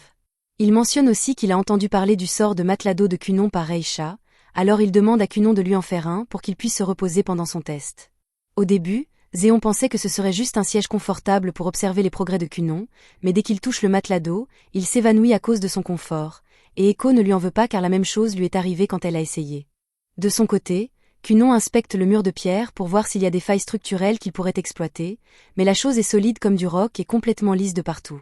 Il contient aussi la magie dense de Zéon pour maintenir sa dureté dans le temps. Il peut dire que le sort utilisé pour créer le mur contient plus de 40 sections, et il ne sait toujours pas comment Zéon parvient à utiliser autant de sections à la fois, mais cela ne fait aucune différence dans ce cas car il connaît déjà le moyen parfait pour détruire le mur. Cela dit, il préférerait le faire avec Zéon en train de regarder, alors il se rassoit pour continuer à parler à Mirika jusqu'à ce que Zéon se réveille. 2 heures plus tard, Zéon se lève en fin de sa sieste et, voyant le mur toujours intact, il demande à Cunon s'il a renoncé à essayer de le détruire. Cependant, Cunon lui dit que ce n'est pas le cas, il n'a tout simplement pas encore commencé. Il demande si Zéon est prêt à ce qu'il commence à détruire le mur, et Zéon lui dit de commencer, alors Cunon lance le sort de bulle qu'il a utilisé récemment. Zéon est impressionné car il comprend ce que Cunon essaie de faire, alors il demande à Cunon comment il a réussi à trouver cette solution.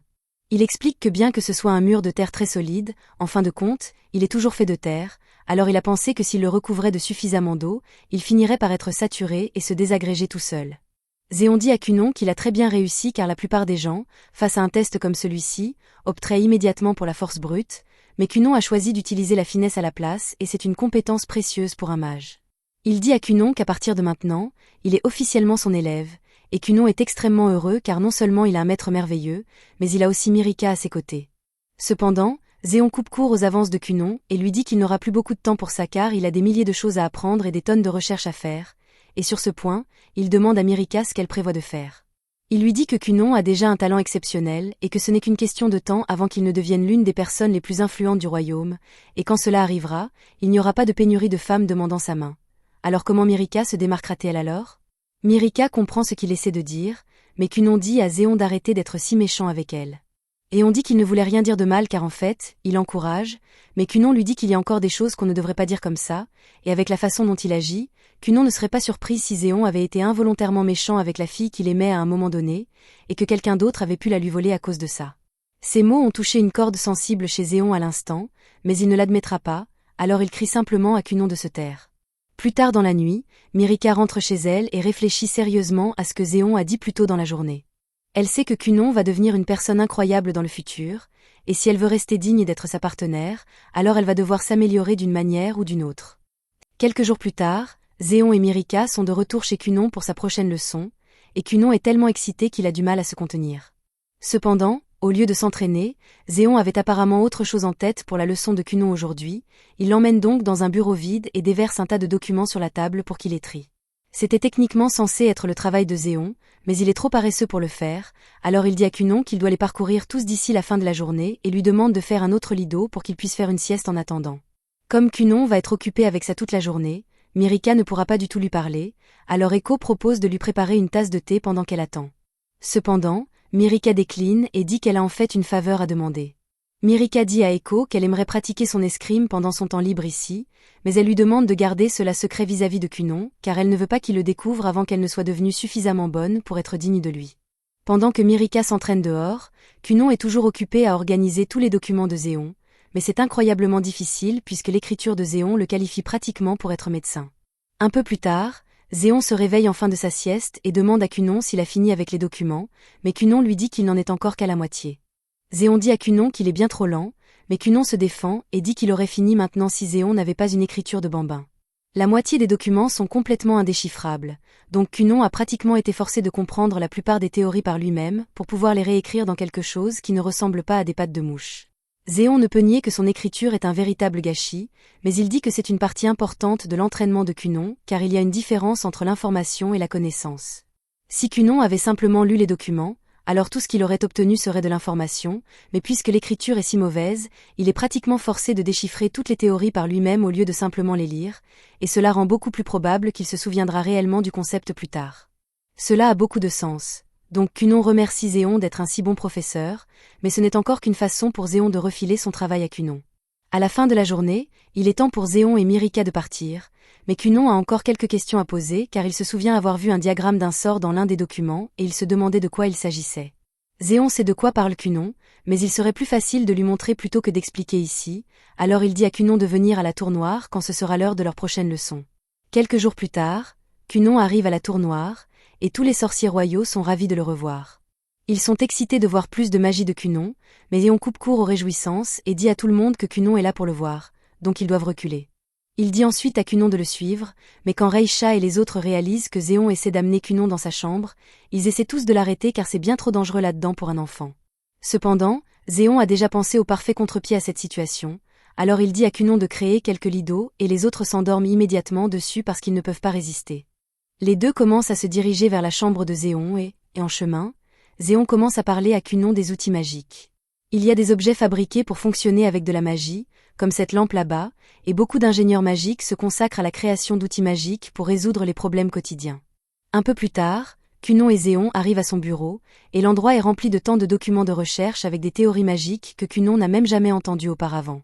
Zéon lui dit qu'il est libre d'en lire autant qu'il le souhaite, mais la vraie raison pour laquelle il a amené Cunon ici était de lui montrer ceci. C'est un outil magique sur lequel Zéon travaille récemment, et il est destiné à lui permettre de prendre des repas chauds dans sa chambre sans avoir à aller à la cafétéria. Jusqu'à présent, il n'a eu aucun problème à fabriquer les parties solides de l'appareil, mais les sections molles ont été assez difficiles à perfectionner, et c'est là que Cunon intervient. Zéon dit à Cunon qu'il va aider au développement de cet outil magique dans le cadre de son entraînement, et Cunon semble heureux d'aider.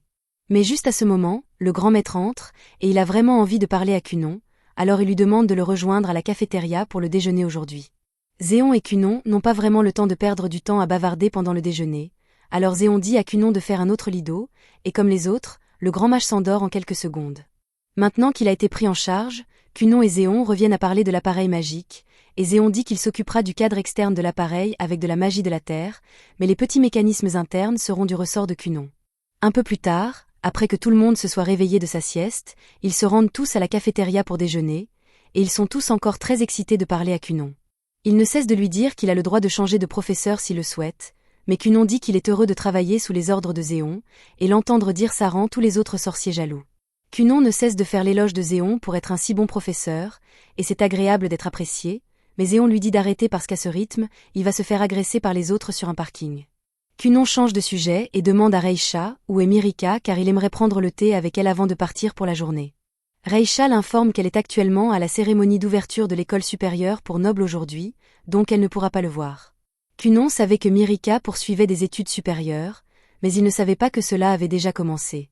Le grand maître demande à Cunon ce qu'il compte faire maintenant, et il n'aime pas vraiment l'idée d'être coincé dans une salle de classe toute la journée, mais si c'est nécessaire pour qu'il obtienne son diplôme, alors il va simplement passer l'examen de fin d'études comme la dernière fois. Le grand maître lui demande s'il est sûr de ne pas vouloir aller à l'école car, avec son talent, l'académie de magie lui conviendrait parfaitement. Cunon n'avait jamais entendu parler de l'école de magie avant cela, alors le grand maître a expliqué qu'il s'agit de l'institution que tous les sorciers royaux, et même les sorciers du monde entier, fréquentent pour apprendre tout ce qu'il y a à savoir sur la magie. Il faut avoir au moins 12 ans pour y assister, donc Cunon ne pourrait pas y aller avant encore 2 ans, mais même Zéon pense que ce serait une bonne idée, alors il dit à Cunon d'y réfléchir. 2 ans passent et l'entraînement de Cunon a progressé assez régulièrement. Il peut même lancer des sorts à 55 sections qui sont à la hauteur des sorts de Zéon maintenant, donc on peut dire qu'il est devenu un mage décemment puissant. Après l'entraînement d'aujourd'hui, tout le monde entre à l'intérieur pour profiter d'une tarte brûlante grâce à l'outil magique de boîte à déjeuner maintenant terminé. Il fonctionne comme prévu, et il est déjà très populaire dans tout le royaume, mais Cunon est un peu énervé que Zéon ait pris toutes les royalties pour l'invention, même s'il a fait la moitié du travail.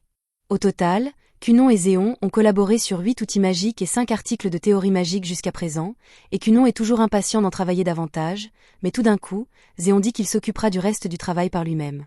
Cunon lui rappelle qu'ils doivent encore travailler sur ce dispositif magique de piégeage d'insectes parce qu'il n'est pas terminé, mais Zéon lui dit encore une fois qu'il peut s'en charger tout seul, et Cunon commence à avoir l'impression que Zéon essaie de se débarrasser de lui. Zéon rappelle à Cunon que son anniversaire approche et que cela signifie qu'il va avoir 12 ans, ce qui veut dire qu'il peut officiellement rejoindre l'école de magie, donc il devrait se concentrer sur cela à la place. Cunon dit à Zéon qu'il ne veut pas y aller parce qu'après tout, il peut continuer à apprendre de Zéon, mais Zéon lui dit qu'il ne peut pas faire ça. Cunon est un mage de l'eau tandis que Zéon est un mage de la terre, donc il y a beaucoup de choses qu'il ne pourra jamais enseigner à Cunon, peu importe son habileté. Cependant, si Cunon allait à l'école de magie, il y a une chance qu'il rencontre un mage de l'eau exceptionnel. Car si Zéon est peut-être le meilleur mage du royaume d'Elia, il y a encore beaucoup de mages en dehors du royaume qui pourraient être meilleurs que lui. Cunon sait que Zéon a raison, mais il hésite encore à quitter son maître et sa maison pour fréquenter l'école de magie. Cependant, Myrika lui attrape soudain la main et lui dit qu'elle pense qu'il devrait y aller. Elle veut qu'il devienne le meilleur possible, et elle assure que d'ici son retour, elle sera devenue une femme digne de se tenir à ses côtés. Cunon est touché par la sincérité de Myrika, alors il accepte d'aller à l'école de magie et demande où elle est située, mais il découvre alors qu'elle est vraiment loin et maintenant il ne veut plus y aller. Il est finalement persuadé d'accepter à nouveau, mais comme l'école est si loin, il ne pourra pas rentrer chez lui pendant un certain temps, alors il demande ce qu'il va devoir faire pour se préparer à l'école de magie. Zéon lui dit qu'il doit se souvenir de ne pas perdre de vue ce qui est important pour lui, et entendre ces mots rappelle à Cunon toute la raison pour laquelle il a commencé son voyage magique en premier lieu, créer une paire d'yeux pour lui-même. Il avait oublié parce que sa magie lui permettait de faire la plupart des choses sans difficulté, mais elle n'était jamais censée être un substitut à la vraie chose, donc il ne pouvait pas croire qu'il s'était laissé devenir si complaisant. Au cours des 2 dernières années, Zéon a appris à Cunon à lancer des magies avec jusqu'à 55 couches, des cercles magiques tridimensionnels, du code magique imaginaire et de nombreuses autres techniques, mais même Zéon n'a jamais entendu parler de magie utilisée pour créer des yeux auparavant, donc c'est entièrement à Cunon de comprendre comment le faire par lui-même. Mais Zéon est sûr qu'il trouvera un moyen d'y arriver. Après tout, c'est son étudiant bien-aimé. Pendant ce temps, de retour chez Cunon, il a décidé de consacrer tout son temps à la recherche sur la façon de créer des globes oculaires magiques, et la première chose qu'il essaie est de faire une boule d'eau extrêmement réfléchissante. Cela fonctionne bien comme un miroir, mais les images dessus ne sont pas transmises à Cunon, donc c'est pratiquement inutile à moins qu'il ne trouve un moyen de transmettre l'image à son cerveau. Tout au long de la journée, il essaie de nombreuses variations de son idée de miroir, mais aucune ne fonctionne, et à la tombée de la nuit, il se sent complètement épuisé.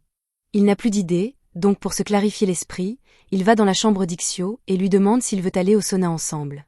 Ixio est très excité car ce n'est pas tous les jours qu'il peut profiter d'un des célèbres traitements de sauna de Cunon, alors il demande s'ils devraient aller réveiller leurs parents. Cunon dit qu'il ne voudrait pas les déranger si tard dans la nuit, mais Ixio sait qu'ils aiment le sauna autant que lui, donc il serait contrarié s'il ne les réveillait pas pour ça. Un peu plus tard, toute la famille se rassemble dans le sauna, et Cunon le remplit de vapeur pour qu'ils puissent tous profiter de la chaleur. Ixio demande à Cunon pourquoi il a soudainement voulu utiliser le sauna aussi tard dans la nuit puisque c'est rare pour lui, alors il explique qu'il a travaillé sur son plus grand projet récemment, mais il a rencontré un blocage. Les autres réalisent immédiatement qu'il parle de ses yeux magiques, mais ils ne peuvent pas faire grand-chose pour aider sa recherche, donc Ixio lui dit simplement que s'il a besoin d'une pause, il peut toujours venir les voir. Le lendemain, Cunon prend son petit déjeuner dans sa chambre, et il se met à penser à la gentillesse de tous les membres de sa famille envers lui, et il se dit que la première chose qu'il veut faire quand il créera ses nouveaux yeux est de regarder longuement tous les visages des gens qui lui sont chers. Un peu plus tard, Cunon fait enfin des progrès significatifs avec ses yeux. En utilisant un miroir d'eau comme base et en appliquant un motif de sable logique réel, il peut maintenant suivre les vues en mouvement et les transmettre directement à l'esprit de Cunon. Avec cela, il obtient enfin son premier goût de la vision véritable, et il est submergé par la beauté de tout ce qu'il voit. Mais alors qu'il contemple les merveilleux paysages, il remarque soudain un crabe géant derrière lui, et il a le sentiment que ce n'est pas censé être là. Il décide de l'ignorer pour l'instant, puisque c'est un moment spécial et qu'il avait déjà codé que la première chose qu'il ferait après avoir acquis la vue serait de se regarder longuement et attentivement, alors il crée un miroir et commence à se contempler. Malheureusement, il se rend compte que son visage est plutôt banal, donc la révélation n'a pas été aussi percutante qu'il espérait. Quoi qu'il en soit, maintenant que c'est fait, Cunon se tourne vers le crabe géant et lui demande ce qu'il fait ici parce que ce n'est vraiment pas normal. Le crabe reste silencieux, et pendant un instant, Cunon envisage la possibilité qu'il s'agisse de la vraie forme d'Echo. Mais cette hypothèse est prouvée fausse lorsque celle-ci fait irruption dans la pièce un moment plus tard. Son entrée soudaine effraie tellement Cunon qu'il finit par trébucher contre le crabe, mais ce faisant, il réalise que le crabe n'est pas vraiment là. Il peut toujours le voir, mais sa main le traverse lorsqu'il essaie de le toucher, et c'est très déroutant pour lui. Echo est également un peu confuse quant à la raison pour laquelle Cunon agite son bras en l'air, mais ensuite elle remarque le truc de l'œil magique flottant à côté de lui et elle comprend qu'il a dû atteindre son objectif. Elle est incroyablement heureuse et lui fait un gros câlin, mais elle heurte accidentellement l'œil magique et toutes ses rotations rendent Cunon vraiment étourdi.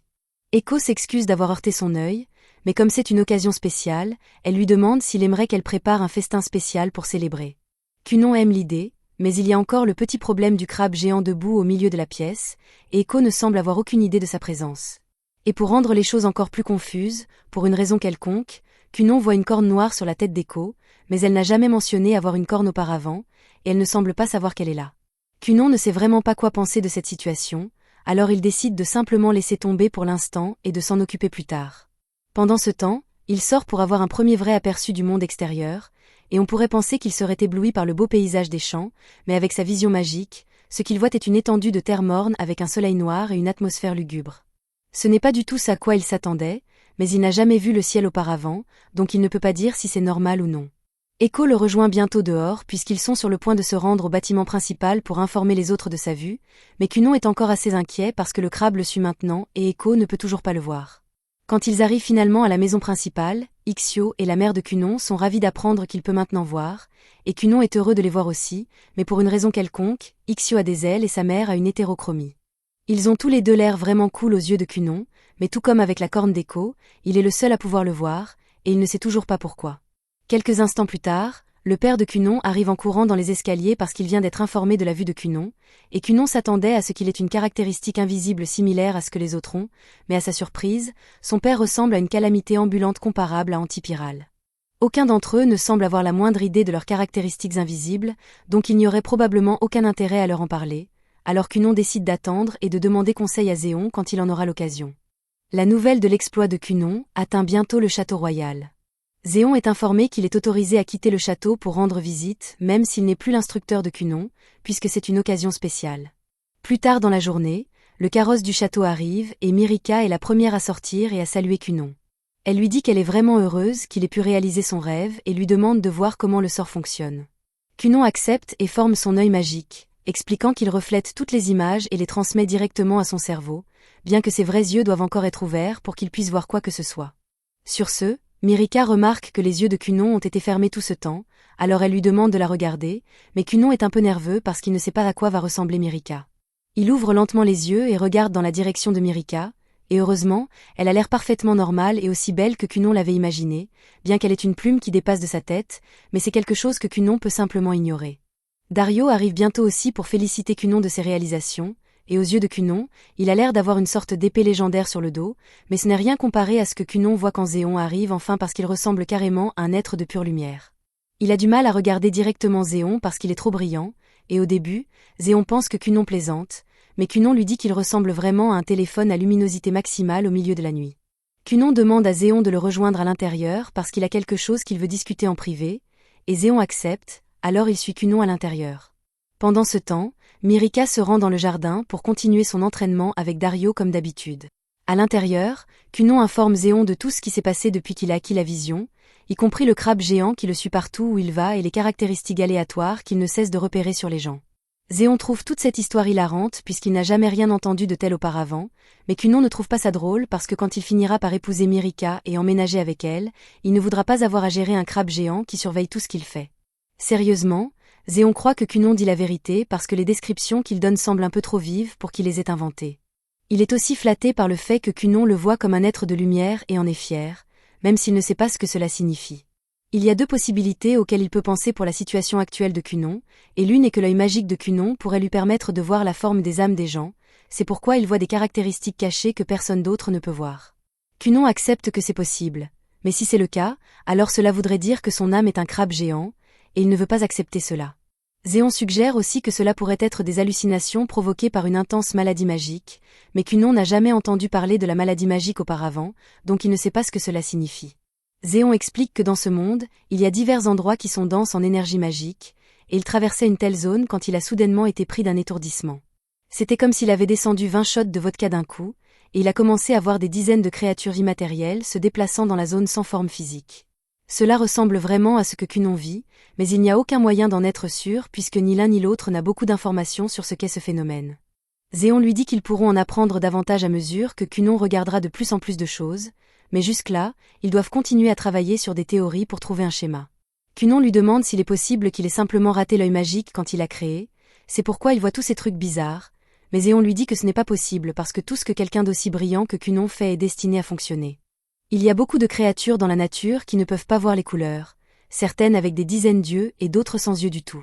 Il n'y a pas de manière universellement correcte de voir, donc c'est parfaitement bien pour Kunon d'avoir sa propre façon de voir le monde, et en plus, les choses qu'il voit pourraient avoir une signification qu'ils n'ont pas encore comprise.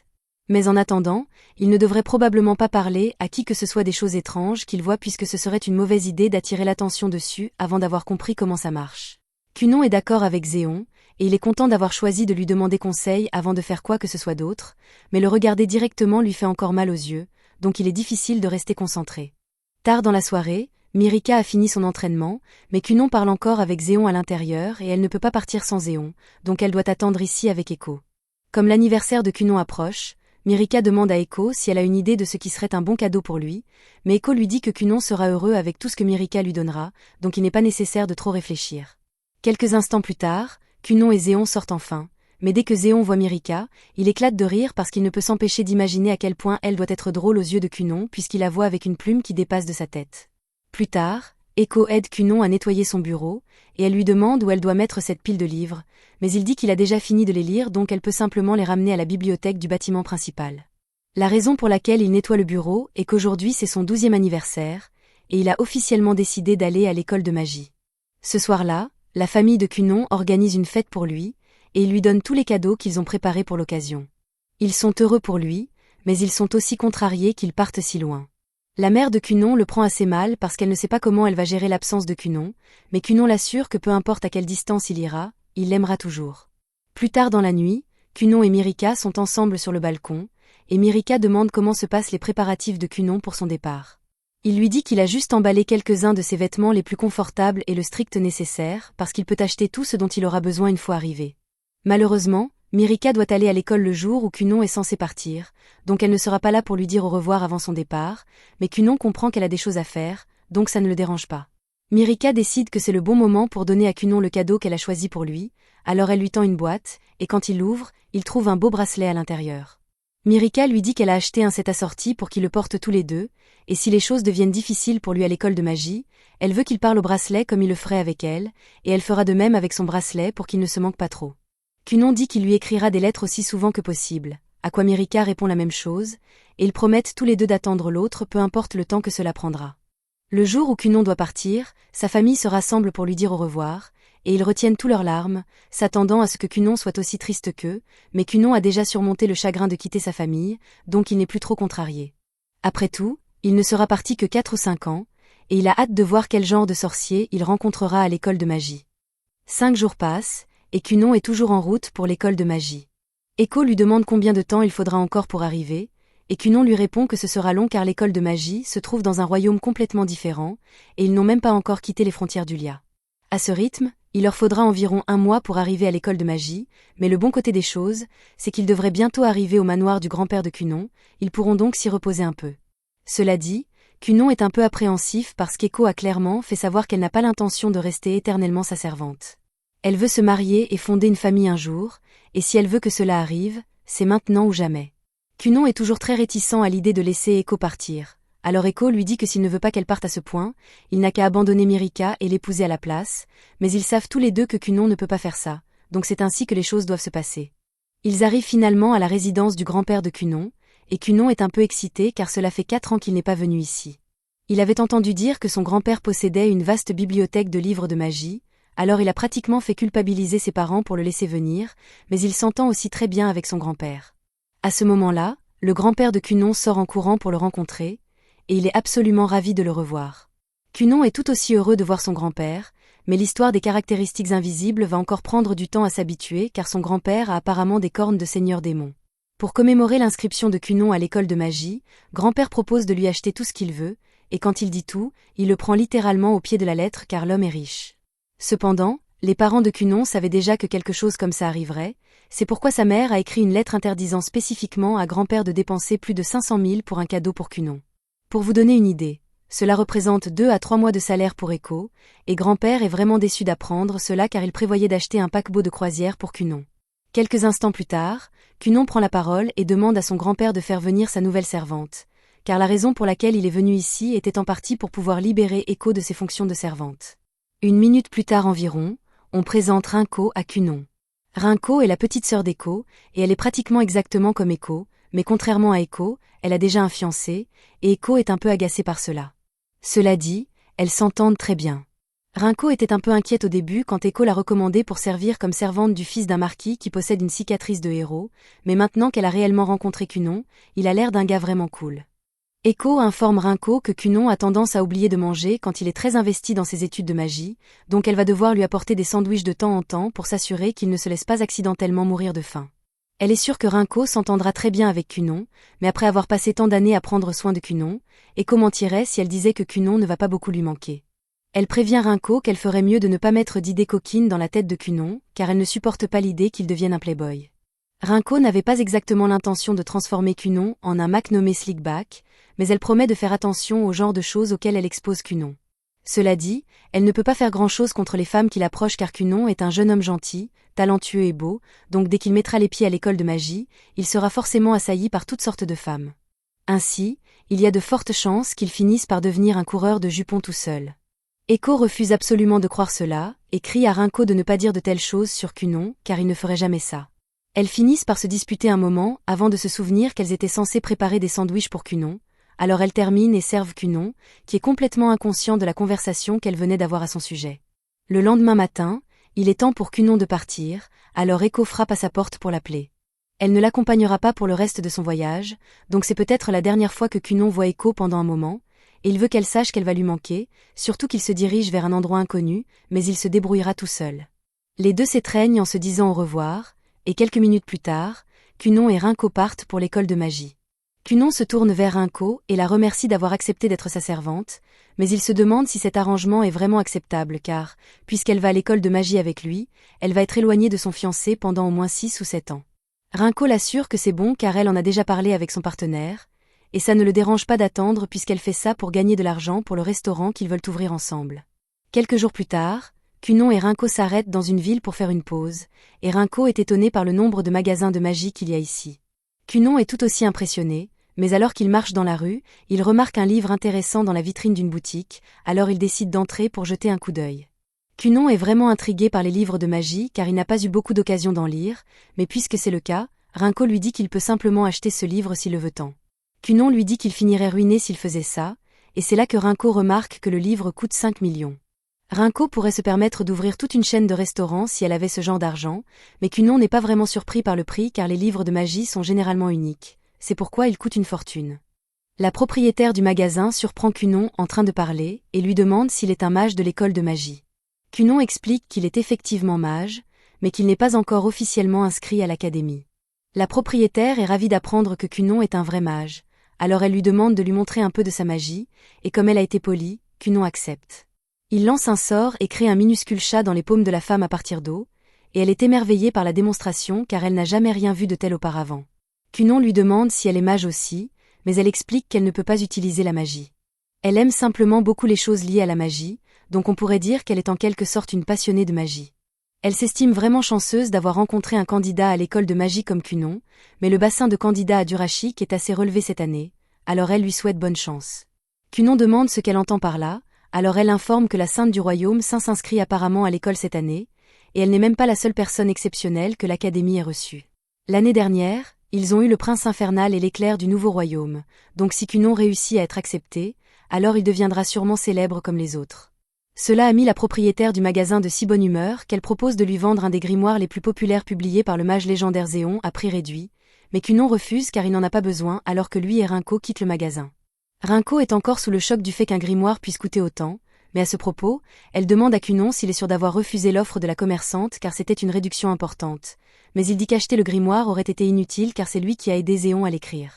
Ensuite, Kunon et Rinko se rendent dans un magasin de tissus, et là, Kunon commence immédiatement à toucher toute la marchandise à sa portée. Le propriétaire peut dire que Kunon doit être une sorte de noble car il est très bien habillé et est venu avec une servante, mais il n'a fait que frotter ses petits doigts sales sur la marchandise depuis son entrée. Ni lui ni Rinko n'ont dit un mot jusqu'à présent. Il crie après Kunon et lui dit d'arrêter de toucher à tous les matériaux, mais Kunon dit qu'il voulait juste voir la texture. Il demande au propriétaire quel type de fourrure c'est et on l'informe que c'est de la fourrure de renard noir, qui est extrêmement rare et difficile à obtenir. Maintenant que Kunon sait quelle est la texture de la fourrure, il crée tranquillement un renard noir, et le propriétaire du magasin est impressionné car il ne pensait pas que ce genre de choses était possible. Kunon s'excuse d'avoir rempli la marchandise du propriétaire du magasin sans demander la permission, mais il aime juste collectionner autant d'échantillons de textures que possible pour rendre ses créations aussi précises que possible. Le propriétaire demande à Cunon s'il peut vraiment créer n'importe quoi tant qu'il connaît la texture, et après que Cunon l'a confirmé, les pensées intrusives de l'homme gagnent, et il finit par demander si Cunon peut reproduire la sensation de cuisse épaisse. Rinko crie immédiatement après l'homme pour avoir osé demander une question aussi vulgaire à Cunon, et l'homme réalise que c'était inapproprié, mais Cunon répond quand même et explique qu'il a déjà essayé avec Echo, mais il s'est fait gronder pour ça, donc il n'a pas eu beaucoup de pratique. Après cela, Rinko traîne Cunon hors du magasin et lui dit qu'ils devraient continuer leur voyage vers Durashik, laissant l'homme désolé pour ce qu'il a dit. Quelques instants plus tard, la Sainte et ses amis entrent par hasard dans le magasin de l'homme, et elles sont surprises de le voir tenir un renard noir car, d'après ce qu'elles savent, les renards noirs détestent être près des humains, mais l'homme les informe que ce n'est pas un vrai renard. En y regardant de plus près, la Sainte réalise que c'est un sort. Elle essaie de le toucher, mais elle finit par détruire le sort et renverser l'eau sur l'entrejambe de l'homme. Elle s'excuse pour son erreur, mais la Sainte n'avait jamais vu un sort comme ça auparavant, alors elle et son entourage demandent aux commerçants de rester immobiles pendant qu'elles examinent la magie résiduelle de l'eau qu'elles ont renversée sur lui. Compte tenu de son statut, l'homme n'a d'autre choix que de faire ce qu'elle dit, mais se faire toucher l'entrejambe par des adolescentes au milieu de son magasin n'était pas sur sa liste de choses à faire aujourd'hui. Plus tard, Cunon et Rinko arrivent enfin à l'école de magie, et la première chose à faire est de s'inscrire au dortoir, mais ils sont choqués d'apprendre que les dortoirs sont déjà complètement pleins. La réceptionniste, Lubel, l'informe que les étudiants étaient censés faire une demande de place en dortoir bien à l'avance, mais Éon n'a jamais mentionné quoi que ce soit de tel, donc Cunon n'en savait rien. Maintenant, lui et Rinko n'ont nulle part où loger, alors Rinko suggère qu'ils pourraient rester à l'hôtel, mais les hôtels sont assez chers à long terme, et Cunon aimerait économiser le plus d'argent possible pour pouvoir s'offrir tout article magique dont il pourrait avoir besoin, donc louer une maison est la meilleure option pour le moment. Heureusement, Lubel a justement une liste de propriétés locatives dans la région qu'elle garde sous la main pour les étudiants qui ne peuvent pas obtenir de place en dortoir, et grâce à son aide, à la fin de la journée, Cunon et Rinko ont trouvé une maison à louer. Pendant ce temps, à l'école de magie, le personnel présente une liste des candidats de cette année à quelqu'un dans une pièce noire comme du charbon, et il semble particulièrement intéressé par Cunon pour une raison quelconque. Le lendemain, il est temps pour Cunon de passer son examen d'entrée, mais on informe à Rinko que seuls les étudiants sont autorisés à entrer, donc elle va devoir l'attendre dehors. Rinko essaie de soudoyer Lubel avec un peu d'argent pour qu'elle ferme les yeux, mais ça ne marche pas, donc elle finit par devoir attendre pendant que Cunon entre pour passer son test. Pendant qu'il attend avec les autres candidats, ils ont tous l'air vraiment perplexes par le fait qu'il porte un masque pour les yeux. Cunon crée son œil magique pour pouvoir observer ses camarades candidats, et ils ont tous des caractéristiques cachées intéressantes. Mais Cunon est particulièrement intéressé par la fille là-bas parce qu'elle semble spéciale. Il s'approche d'elle et lui demande si elle est par hasard la sainte du royaume sacré, ce qu'elle confirme, mais elle ne comprend pas pourquoi Cunon lui parle puisqu'ils ne se sont jamais rencontrés auparavant. Cunon dit qu'il veut juste lui parler parce qu'elle est le premier magicien de l'élément lumière qu'il voit dans la vraie vie, et il veut en apprendre le plus possible à ce sujet. La sainte ne pense pas qu'il soit utile de satisfaire la curiosité de Cunon, car elle croit que la magie de lumière est supérieure à toutes les autres formes de magie, donc en tant que mage d'eau, il n'y a rien qu'il pourrait apprendre d'elle. Cependant, après qu'elle ait dit cela, les autres la regardent avec confusion car il n'y a pas de hiérarchie entre les différents types de magie. La sainte réalise qu'elle a peut-être eu tort et s'excuse, puisqu'elle ne faisait que répéter ce qu'on lui avait dit au temple. Pendant qu'elle a leur attention, elle s'excuse par avance auprès de tout le monde parce qu'on lui a dit qu'il lui manquait beaucoup des émotions qu'une personne normale aurait. Donc, même si elle parle simplement comme elle le ferait normalement, elle pourrait finir par les offenser involontairement. Elle explique que la raison pour laquelle elle manque d'émotions est due à l'effet de la cicatrice de héros qu'elle a héritée. Quand Cunon entend cela, il s'excite parce que cela signifie que lui et la sainte pourraient devenir des meilleurs amis handicapés. La sainte n'a toujours aucune idée de ce dont Cunon parle, mais à ce moment-là, le professeur responsable de l'examen d'entrée apparaît et dit à tout le monde de se préparer à commencer. Cunon jette un coup d'œil au professeur Soph, et au premier regard, il peut dire que cet homme est vraiment fort. Séphie est forte aussi, mais sa caractéristique est un peu décevante puisqu'elle a juste un tas de rats à ses pieds. Après s'être présentés, Soph et Séphie félicitent tous les quatre pour leur inscription à l'école de magie de Durashik. Les enfants sont tous choqués d'entendre cela parce qu'ils n'ont encore rien fait. Soph explique que dans cette école, vous êtes pratiquement assuré d'être admis tant que vous êtes un sorcier. La sainte est surprise d'entendre cela, car on lui avait dit que l'examen d'entrée était particulièrement difficile, mais Soph explique qu'ils disent cela juste pour rendre leur école plus compétitive. D'ailleurs, vu que tous les quatre ont des crestes magiques, ce qui est exceptionnellement rare, il n'y a aucune chance qu'ils ne soient pas admis à l'école. Cunon est un peu déçu car il a étudié très dur pour s'assurer de réussir le test, mais Soph l'informe qu'ils passeront quand même un test, donc ses efforts n'ont pas été complètement gaspillés. Il y a 3 cours différents ici. Le premier niveau est connu sous le nom de fondamentaux, où les mages peuvent apprendre les bases de la magie s'ils sont novices. Le deuxième niveau s'appelle assisté par un enseignant, ce qui est à peu près juste des cours de magie réguliers, et le troisième niveau s'appelle recherche indépendante. Cela signifie essentiellement que vos compétences magiques sont déjà si avancées que vous êtes libre de faire ce que vous voulez tant que vous ne commettez aucun crime. Cunon est vraiment excité d'entendre cela, car l'idée de pouvoir faire de la recherche indépendante lui semble géniale. Mais Soph ajoute que la classe avancée ne convient qu'aux mages de haut niveau, donc y entrer et en sortir diplômé ne sera pas facile. Cunon est vraiment excité car il a hâte de voir quel genre de test on va lui donner, mais son optimisme semble vraiment ennuyer ses filles pour une raison quelconque. La première partie de leur évaluation est un test pratique, alors Soph demande à chacun de s'avancer l'un après l'autre et de partager le type de leur crest, son rang et le nombre de sorts qu'ils peuvent lancer. Le premier est Hank, alors il s'avance et informe tout le monde qu'il a un crest de feu à 2 étoiles et peut lancer 7 sorts. Soph lui demande ensuite de démontrer son sort le plus puissant, alors Hank lance un sort de chemin de feu. Cunon est impressionné car le sort de feu est peut-être basique, mais sa particularité est le fait qu'il suit un chemin que Hank trace en utilisant son énergie magique, donc ses applications sont infinies. Quand Hank a fini son sort, il a imprimé un motif en spirale sur l'herbe, et Soph lui dit qu'il a bien fait, alors il passe au candidat suivant. Le garçon s'appelle Ria, et il dit qu'il a un crest de vent à 2 étoiles. Il informe également tout le monde qu'il peut utiliser 8 sorts.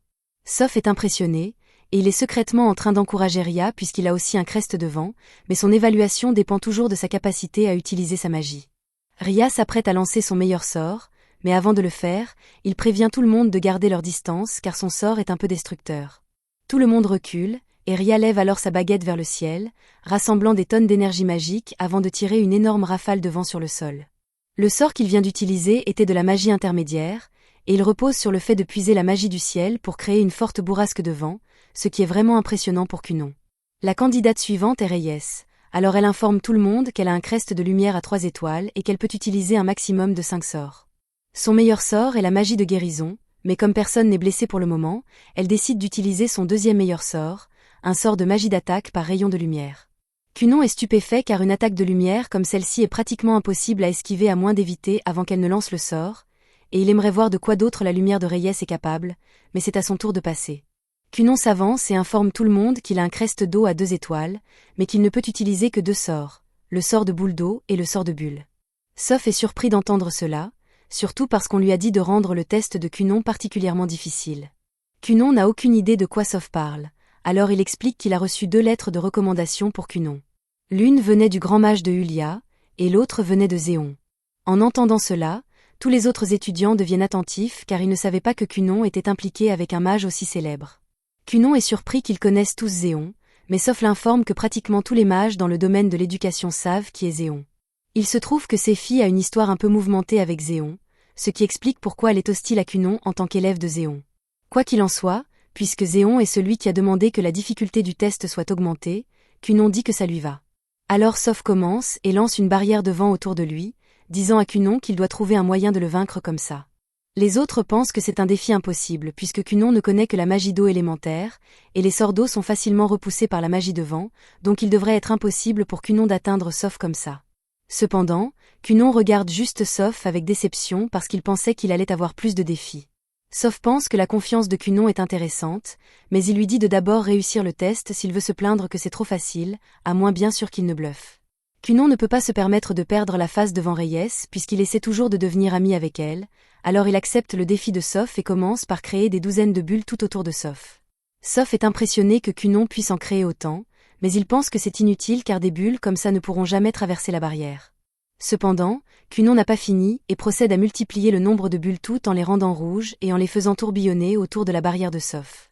Maintenant, si Soph dissipe la barrière, il sera emporté par les bulles, mais il ne pense toujours pas que cela suffise, alors il dit à Cunon qu'il va devoir élever son niveau.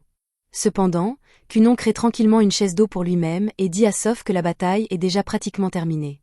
Cunon peut maintenir son vortex de bulles pendant 2 jours d'affilée s'il le faut, et il n'y a pas de limite de temps, donc ça lui va parfaitement d'attendre que Soph soit à court d'endurance. Après tout, avec un sort comme ça, Soph doit consommer pas mal de ses réserves de mana, donc Cunon prédit qu'il ne pourra tenir que pendant une demi-journée au maximum. Bien que Soph déteste l'admettre, Cunon a gagné ici, alors il concède sa défaite, et Cunon dissipe le vortex de bulles. Dès qu'il a fini, Cunon se retourne vers Reyes et commence à lui demander de lui montrer plus de sa magie. Comme cette partie de l'examen est terminée, Soph déplace tous les élèves dans une salle de classe, et Cunon continue d'embêter Reyes pour qu'elle lui montre sa magie. Il l'invite même à un rendez-vous pour manger un parfait pour l'intéresser, mais Reyes refuse car elle n'a aucun intérêt à montrer sa magie. Soph attire l'attention de tout le monde et dit à Cunon d'arrêter de flirter avec Reyes parce que c'est l'heure de l'étape suivante de l'examen, et il est important qu'il ne trouble pas la tranquillité d'esprit de Reyes avant l'entretien. Cunon dit qu'il comprend, et Séfie procède en appelant Hank comme premier étudiant à être interviewé. Pendant que Hank est parti, Cunon demande à Soph en quoi consistent les entretiens, mais Soph n'a pas vraiment de réponse à cela car le sujet change beaucoup selon le candidat, donc il va juste devoir attendre et voir. Dans ce cas, Cunon pose quelques questions à Soph sur la magie de vent pendant qu'il attend son tour pour être interviewé, et Soph n'y voit pas d'inconvénient, alors il dit à Cunon d'y aller. Une fois que tous les autres ont été appelés pour leurs entretiens, Soph demande à Cunon ce qu'il avait l'intention de faire si le test précédent avait finalement eu une limite de temps. Cunon dit que s'il n'avait pas eu l'option d'attendre que Soph s'épuise, il allait essayer de fusionner ses bulles avec la barrière de Soph pour prendre le contrôle du vent. Soph lui demande s'il pense vraiment que c'est possible, car il n'a jamais entendu parler d'une technique comme celle-ci auparavant. Mais même si Cunon ne l'a jamais essayé auparavant, son instinct lui dit que ça devrait marcher, puisque prendre le contrôle d'un sort de l'intérieur devrait naturellement être plus facile qu'essayer de le faire de l'extérieur. Personnellement, il pense que la magie d'eau est la plus polyvalente car elle est capable de pénétrer la plupart des matériaux, mais il ne peut pas prétendre qu'elle est la plus forte car il n'a pas encore compris les détails de comment faire. C'est maintenant l'heure de l'entretien de Cunon, alors Séfie apparaît pour le conduire à la salle d'entretien. Mais quand Cunon arrive à la porte, il est un peu perplexe car ses sens magiques ne lui permettent pas de voir ce qui se trouve au-delà de la porte. Il demande à Séfie de lui décrire la pièce. Jusqu'à présent, elle avait honnêtement oublié que Cunon est aveugle, mais elle accepte et lui dit que ça ressemble un peu à la nuit là-dedans. Elle lui demande s'il veut qu'elle le guide à l'intérieur s'il ne voit pas là-dedans, mais Cunon lui assure qu'il se débrouillera tout seul et entre. C'est la première fois depuis longtemps que Cunon est vraiment aveugle, car même son œil magique ne peut rien voir ici. Mais un instant plus tard, son œil magique est dissous de force, et il se retrouve entouré de 7 figures. L'une des figures commence à s'approcher de Cunon pendant qu'elle parle de comment elle était autrefois le maître de Zéon, mais Cunon l'interrompt et lui demande de ne pas s'approcher davantage car il a une fiancée et ne veut pas s'approcher trop près d'autres femmes. La figure est confuse par cette réaction car on lui a dit que Cunon flirtait avec Reyes il y a quelques minutes, mais Cunon dit que ce n'était pas du flirt. Il voulait juste en apprendre sur la magie de Reyes, ce qui est totalement différent. La figure décide de changer de sujet et demande à Cunon s'il a appris quelque chose de nouveau aujourd'hui, à quoi Cunon répond en parlant de tous les types de magie incroyables qu'il a vu ses camarades de classe utiliser plus tôt dans la journée, et il prévoit de trouver un moyen d'incorporer ces sorts dans son propre arsenal dès qu'il rentrera chez lui. La figure dit qu'elle est satisfaite de la réponse de Cunon, donc il sera placé dans la classe avancée, ce que Cunon est très heureux d'entendre. Elle dit ensuite à Cunon que s'il réussit bien, elle pourrait même le prendre comme élève personnel. Mais avant même qu'elle finisse de parler, Cunon est déjà sorti car il n'était pas intéressé à écouter. Se faire ignorer comme ça a un peu piqué, mais la figure doit admettre que Cunon est vraiment spécial, car quand il est entré, il a essayé d'utiliser un sort qu'elle n'avait jamais vu auparavant. Même s'il était incomplet, elle a hâte de voir ce que Cunon peut inventer d'autre. De retour chez Cunon, ses parents reçoivent une lettre de Rinko les informant que Cunon a réussi l'examen d'entrée avec succès et a été placé dans la classe avancée. Ils sont tous les deux très fiers des réalisations de Cunon, mais ils continuent de lire, et Rinko mentionne également que Cunon en a apparemment un peu trop fait pendant l'examen et a peint la pelouse en rouge avec du sang. Le père de Cunon se met immédiatement en rage parce qu'il n'arrive pas à croire que Cunon cause des problèmes comme ça dès son premier jour d'école. Il envisage de couper l'argent de poche de Cunon pendant un mois comme punition, mais il s'avère que l'école ne permet pas aux élèves de la classe avancée de recevoir de l'argent de poche de toute façon, donc ça n'a pas d'importance. Quand les élèves de la classe avancée apprennent cela, ils sont tous un peu inquiets car ils n'avaient aucune idée que l'école s'attendrait à ce qu'ils gagnent leur vie par eux-mêmes, et Reyes semble être particulièrement contre cette règle car elle se lève et dit à Soph que c'est inacceptable.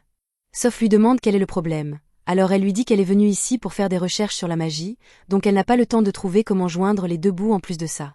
Soph explique que le but ici est de les aider à devenir des mages de premier ordre, et il croit qu'à moins qu'ils ne soient capables de gagner de l'argent par eux-mêmes, ils ne peuvent jamais vraiment devenir de premier ordre, c'est pourquoi cette règle a été établie. Cela pose un problème important pour Reyes puisque ses dépenses mensuelles sont d'environ 1,5 million, et en plus de cela, elle doit payer les salaires de ses 2 servantes qui font également office de garde du corps, donc elle n'a aucune idée de ce qu'elle va faire. Ensuite, tout le monde est emmené dans les laboratoires privés qu'ils utiliseront pour mener leurs recherches. Comme Reyes vient d'apprendre qu'elle est essentiellement fauchée maintenant, elle devient nerveuse et demande à ses filles s'ils vont devoir payer pour cet espace ou quelque chose comme ça. Ses filles expliquent que le laboratoire lui-même est gratuit pour chacun d'eux, mais ils devront payer leurs propres matériaux de recherche de leur poche. Ils sont également libres de travailler ou de paresser autant qu'ils le veulent, mais s'ils ne gagnent pas assez de crédits d'ici la fin du semestre, ils finiront par être rétrogradés dans la classe ordinaire. Les crédits sont gagnés en accomplissant des réalisations qui sont acceptées par un professeur, donc Séphie leur souhaite bonne chance à tous pour leurs études car ça va être difficile.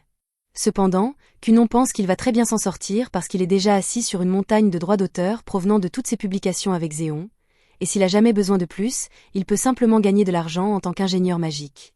Il demande ensuite à Reyes quel genre de travail elle voudrait faire avec sa magie, et il lui demande si elle aimerait en discuter avec lui autour d'un dessert dans un salon de parfait, mais Reyes le refuse.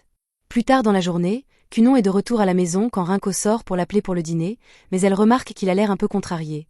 Alors elle lui demande ce qui ne va pas. Cunon explique qu'il est triste parce que Reyes refuse continuellement ses invitations, peu importe combien de fois il demande, alors Rinko décide de lui donner un conseil. Elle lui dit qu'il doit être prêt à laisser tomber si Reyes continue de le refuser car insister trop est perçu comme impoli et ça ne fera que l'éloigner davantage. Cunon dit qu'il comprend, alors Rinko change de sujet et lui demande s'il va aller bien puisqu'il doit maintenant gagner de l'argent par lui-même sans argent de poche. Cunon sait exactement pourquoi elle pose cette question, alors il lui dit qu'il pourra toujours payer son salaire, donc elle n'a pas besoin de s'inquiéter, et Rinko est soulagé d'entendre cela. Cependant, tout le monde n'est pas dans une aussi bonne position que Cunon, car en ce moment même Reyes dîne avec ses servantes, et puisqu'il a été confirmé que Reyes n'a pas le droit de recevoir de l'argent ou de la nourriture de sa famille, elles sont dans une situation difficile. Une de ses servantes se sent mal et dit à Reyes qu'elle est prête à travailler sans salaire pendant un certain temps, et Reyes est heureuse d'entendre cela car cela réduirait le fardeau pour elle, mais la servante se rétracte un moment plus tard parce qu'elle a vraiment besoin de son salaire. Normalement, un mage dans cette position utiliserait simplement ses compétences magiques pour gagner de l'argent, mais Reyes n'a pas ce luxe parce que l'Église lui interdit explicitement d'utiliser sa magie de guérison à des fins lucratives, donc elle est plutôt coincée ici. Le lendemain, Reyes se traîne jusqu'à l'école et elle a l'air terrible car elle a passé la nuit à essayer de trouver comment payer ses dépenses quotidiennes, mais alors qu'elle traverse les couloirs, elle remarque un groupe d'élèves faisant la queue devant le laboratoire de Cunon. Elle demande aux autres ce qui se passe, alors ils lui disent que Cunon a récemment lancé une entreprise et que c'est un énorme succès. Il voit une fille qui a l'air très fatiguée payer Cunon pour une session de sommeil de 60 minutes, et après l'avoir inscrite, Cunon la conduit dans son laboratoire pour l'installer. Le reste des élèves attend avec impatience leur tour, mais malheureusement, Cunon a un espace de laboratoire limité et tous les créneaux sont complets. Alors il s'excuse et leur dit qu'ils vont devoir attendre 30 minutes de plus pour obtenir un créneau. Toute cette agitation attire l'attention de Soph et Séphie, alors ils viennent voir ce qui se passe, et ils sont honnêtement impressionnés par le succès de l'entreprise de Cunon. Soph demande à Cunon s'il pourrait expliquer ce qu'il a mis en place ici, alors Cunon l'informe que c'est un sanctuaire du sommeil. Il a rempli son laboratoire avec une douzaine de lits d'eau magiques, et comme ils sont si confortables, tous les étudiants qui souffrent d'insomnie due à la recherche peuvent obtenir un sommeil de qualité ici. Il a eu cette idée parce qu'il sait à quel point la recherche intensive peut perturber votre cycle de sommeil, c'est ainsi qu'il savait qu'il ne manquerait pas de clients pour son service, bien qu'il ne puisse servir que quelques personnes à la fois car l'espace est limité. Après avoir entendu le discours de Cunon, même Soph est conquis. Alors il promet d'obtenir plus d'espace de laboratoire pour Cunon, et en échange, il demande que Cunon permette au professeur de payer pour ses services puisque presque tout le monde ici est gravement privé de sommeil. Cunon dit qu'il se sentirait un peu coupable de facturer des professeurs pour quelque chose comme ça, mais Soph l'assure que ce n'est pas un problème car tous les professeurs seraient plus qu'heureux de payer. Ainsi, l'entreprise de Cunon gagne une reconnaissance à l'échelle de l'école, et tous ses clients n'ont eu que de bonnes choses à dire à propos de l'expérience après l'avoir vécue car elle les laissait totalement énergisés. Les bonnes critiques attirent un nombre infini de nouveaux clients, donc Cunon fait vraiment fortune, mais il semble y avoir quelques étudiants qui semblent avoir des vues sur Cunon parce qu'il est l'élève de Zéon. Plus tard dans la nuit, de retour chez Reyes, l'électricité a été coupée car elle ne pouvait pas payer la facture d'électricité magique, et elle commence à déprimer car elle n'avait aucune idée que la vie pouvait être aussi dure.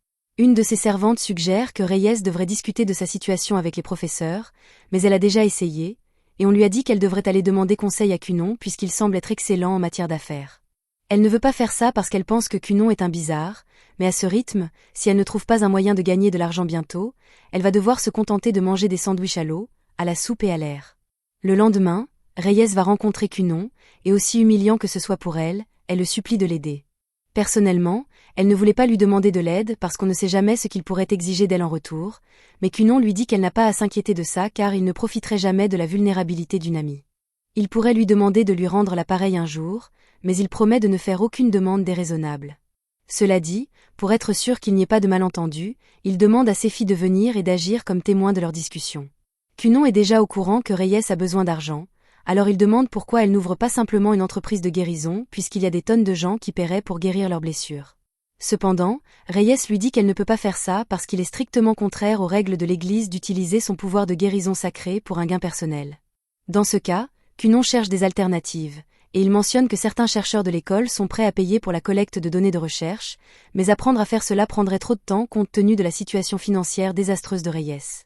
Juste à ce moment-là, Cunon a une idée et demande à Reyes s'il y a des règles contre l'utilisation de sa magie de purification pour un gain personnel, et les restrictions de l'Église ne disent rien à ce sujet. Alors Cunon suggère qu'il pourrait travailler avec Reyes pour développer un objet magique. Séphie intervient à ce stade et dit à Cunon de ralentir un peu parce que bien qu'elle comprenne que Cunon essaie de faire quelque chose de gentil pour Reyes, les choses ont tendance à se compliquer quand il s'agit de droits de propriété partagés sur des brevets d'objets magiques, alors peut-être qu'il devrait réfléchir un peu plus à cela. Cunon dit que ça ne le dérange pas de laisser Reyes être la chef de projet puisqu'elle a besoin d'argent maintenant, et ils pourront régler les détails plus tard. Il demande à Reyes si elle accepte de travailler avec lui, mais ce n'est pas comme si elle avait vraiment le choix, alors elle lui dit qu'elle est partante, et Cunon est vraiment heureux d'entendre cela parce que ça signifie qu'il peut enfin expérimenter avec la magie de Reyes. Cunon demande un peu d'aide au professeur Shuria, une instructrice qui possède également l'attribut de la lumière, et il se trouve qu'il est en très bon terme avec elle car elle a beaucoup bénéficié de l'entreprise de sommeil de Cunon. Elle dit à Cunon qu'elle a réussi à obtenir la graine qu'il avait demandée, alors elle les lui remet, et quand Cunon ouvre la boîte, Reyes est surprise de voir qu'elle contient des graines de chichila. Le chichila est une herbe sacrée et elle est extrêmement précieuse, donc Cunon prévoit d'en faire pousser pour que Reyes puisse les vendre avec profit. Reyes lui dit que c'est impossible car les graines de chichila ne peuvent pousser que sur une terre sainte, mais Cunon a fait quelques recherches sur le sujet et apparemment la terre sainte est juste une terre qui possède naturellement la magie sacrée et la magie de purification, donc il s'est dit qu'il pourrait recréer le même effet en faisant utiliser à Reyes son sort de sanctuaire sacré. Shuria est également intéressé de voir si cela fonctionne. Alors ils se rassemblent tous pendant que Reyes lance le sort sous les instructions de Cunon, et un instant plus tard, une barrière de lumière sacrée se forme autour des graines, les faisant germer. Shuria et Cunon sont tous les deux ravis que l'expérience soit un succès, et Cunon commence à documenter avec enthousiasme tout ce qu'il a appris en observant la magie de Reyes. Voir Cunon si heureux fait réaliser à Reyes que toutes ces fois où il n'arrêtait pas de l'embêter, il n'essayait vraiment pas de flirter, il était simplement très impatient d'expérimenter avec sa magie. Cependant, ce n'est qu'à moitié vrai car si Cunon n'est peut-être pas intéressé par elle romantiquement, il ne rate jamais une occasion de faire des commentaires flirtants, donc au milieu du rapport, il remarque que Reyes le regarde fixement et lui demande si elle est tombée amoureuse de lui par hasard, mais Reyes le nie complètement. Cunon est soulagé que l'expérience ait fonctionné, car cela signifie que son investissement des 1 million n'a pas été gaspillé.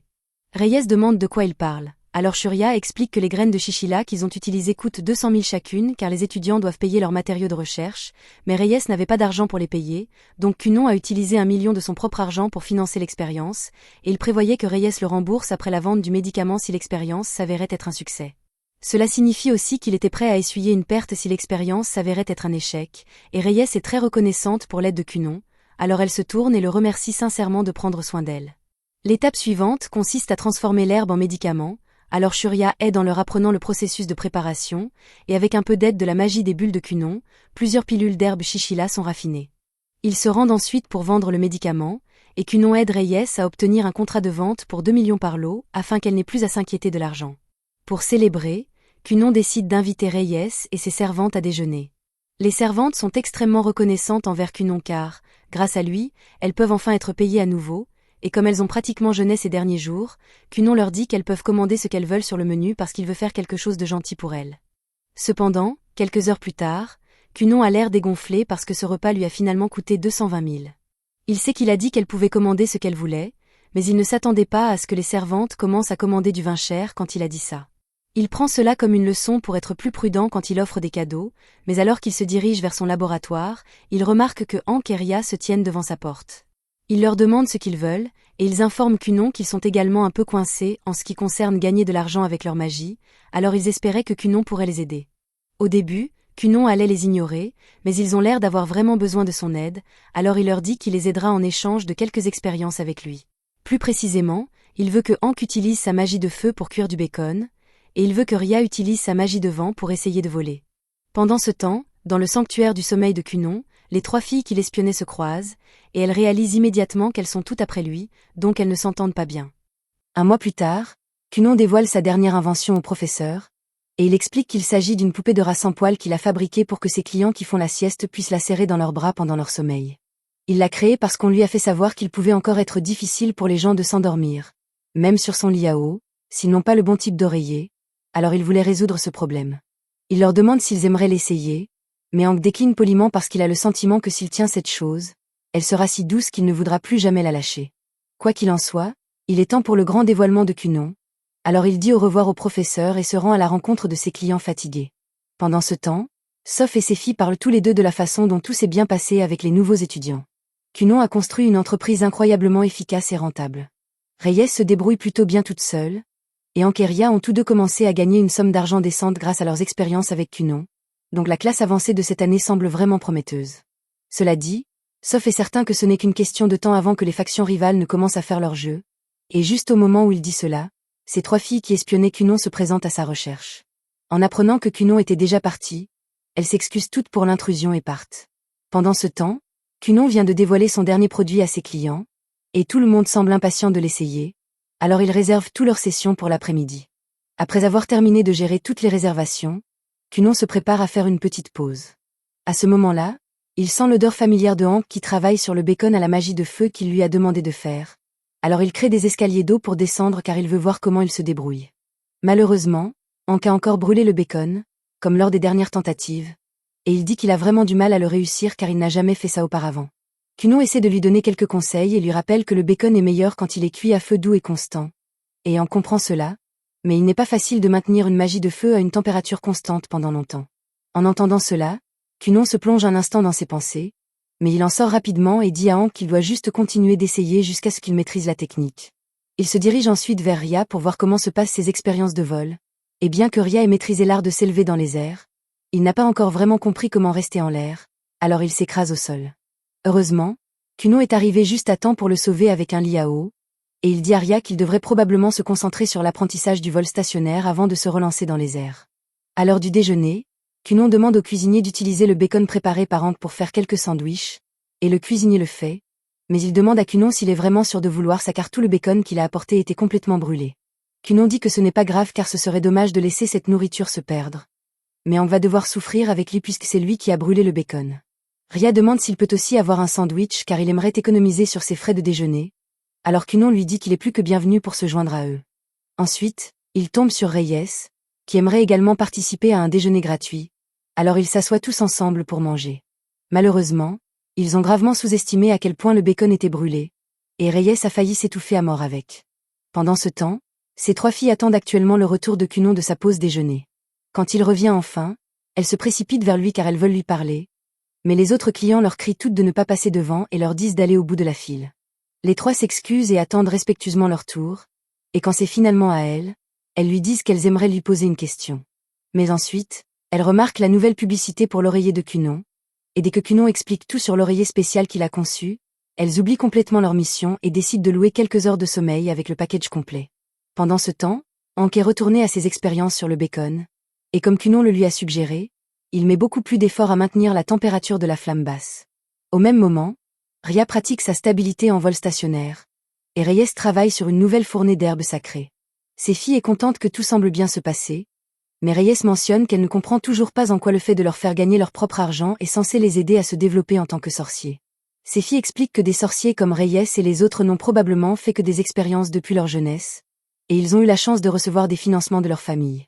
Mais dans le monde réel, un sorcier peut se retrouver dans un besoin urgent d'argent, et si cela arrivait, il ne manquerait pas de personnes louches prêtes à profiter d'eux. Reyes comprend maintenant le but de la règle, et ses filles est contente de l'entendre. Mais à cet instant, elle se souvient que la saison du recrutement vient de commencer, alors elle demande à Reyes si quelqu'un l'a déjà approchée. À sa surprise, Reyes lui dit qu'elle n'a été approchée par personne, et il en va de même pour Cunon et les autres, ce qui semble étrange à ses filles car elle était certaine que les différentes factions se battraient avec empressement pour recruter de nouveaux membres. Techniquement, les différentes factions ont bien envoyé des recruteurs, mais ces recruteurs sont actuellement en train de faire la sieste, donc elles n'ont aucune idée de ce qui les retarde. Le lendemain, Cunon et les autres se retrouvent tous pour déjeuner afin de discuter de toute cette situation de faction, et d'après ce que Reyes a entendu, les factions sont des organisations d'étudiants de la classe avancée. Parmi elles, les 3 plus grandes factions sont la faction des capacités, la faction de l'harmonie et la faction de la rationalité. Ce sont fondamentalement des programmes d'entraide entre sorciers, et ils sont utiles lors de la réalisation d'expériences qui nécessitent beaucoup de monde. même si la seule chose à laquelle Cunon peut penser est de travailler avec beaucoup de filles qui s'extasient devant lui. Les étudiants sont autorisés à choisir à quelle faction ils veulent adhérer, s'ils le souhaitent, et Hank a décidé de viser la faction de l'harmonie, mais les autres ne savent pas vraiment laquelle serait la meilleure pour eux. Pour l'instant, Cunon suggère qu'il devrait simplement commencer à manger les sandwichs au bacon d'aujourd'hui, et Hank semble assez fier de lui car il n'a pas brûlé cette fournée de bacon. Cependant, quand tout le monde prend une bouchée, bien que le bacon ne soit peut-être pas brûlé, il a toujours un goût affreux car il est bien trop salé, donc Hank doit travailler sa préparation. Plus tard, les différents chefs de faction découvrent que leurs recruteurs ont pratiquement passé toute la journée d'hier à faire la sieste au lieu de recruter, alors ils décident d'aller chercher Cunon personnellement. Ils se croisent par hasard dans les couloirs de l'école. Dès qu'ils se voient, ils peuvent immédiatement dire qu'ils sont tous là pour essayer de recruter Cunon. Alors pour rester courtois, ils décident de jouer à un petit jeu pour décider qui pourra parler à Cunon en premier. Pendant ce temps, dans le jardin, Hank travaille toujours sur ses méthodes de grillade. Mais il commence à s'essouffler car il fait cela sans arrêt depuis un moment maintenant. Cependant, Cunon lui rappelle que c'est lui qui a payé toute la viande que Hank a brûlée, ainsi que le salaire de Hank pour mener ses expériences, donc il n'a pas le droit de se plaindre. Hank ne peut pas vraiment discuter car tout ce que Cunon vient de dire est vrai, alors il décide de continuer à travailler. Entre-temps, Cunon vérifie comment se passe l'entraînement de Ria. Ria montre à Cunon qu'il a maîtrisé le vol stationnaire dans les airs, et Cunon est heureux de voir ses progrès, mais il est temps pour lui de passer à l'étape suivante. Cunon forme une bulle d'eau autour de Ria et lui demande d'essayer de voler maintenant. La bulle est là pour le protéger au cas où il percuterait un bâtiment pendant le test. Ria est vraiment impressionnée par la rapidité avec laquelle Cunon a pu concevoir un sort de bulle protectrice, et cela lui fait réaliser qu'il y a toujours de la place pour la progression. Dans sa ville natale, Ria était largement reconnu comme le meilleur mage qu'ils aient jamais vu en raison de la puissance de ses sorts, et il en était fier, mais il est douloureusement évident qu'il est loin d'être aussi compétent que Cunon. Pour l'instant, il doit se concentrer sur son amélioration afin de gagner de l'argent pour rembourser sa famille qui a réuni assez d'argent pour l'envoyer dans cette école. Il s'apprête à décoller, mais à ce moment-là, il entend une énorme explosion au loin, et lui et Cunon voient ce qui ressemble à une bataille magique de l'autre côté de la lisière des arbres. Les personnes qui se battent sont les 3 principaux chefs de faction, et ils sont tous désireux de gagner le droit d'être le premier à parler à Cunon. Ils sortent leurs sorts les plus puissants les uns contre les autres tout en se défendant des attaques de leurs adversaires pour voir qui peut tenir le plus longtemps. Cunon et Ria n'ont aucune idée de pourquoi il y a une bataille là-bas, mais Cunon pense que ça a l'air amusant, alors il aimerait essayer un jour. Pendant ce temps, Hank essaie toujours de perfectionner sa méthode de cuisson par magie de feu, et il réfléchit s'il doit augmenter ou réduire la chaleur pour obtenir un meilleur résultat.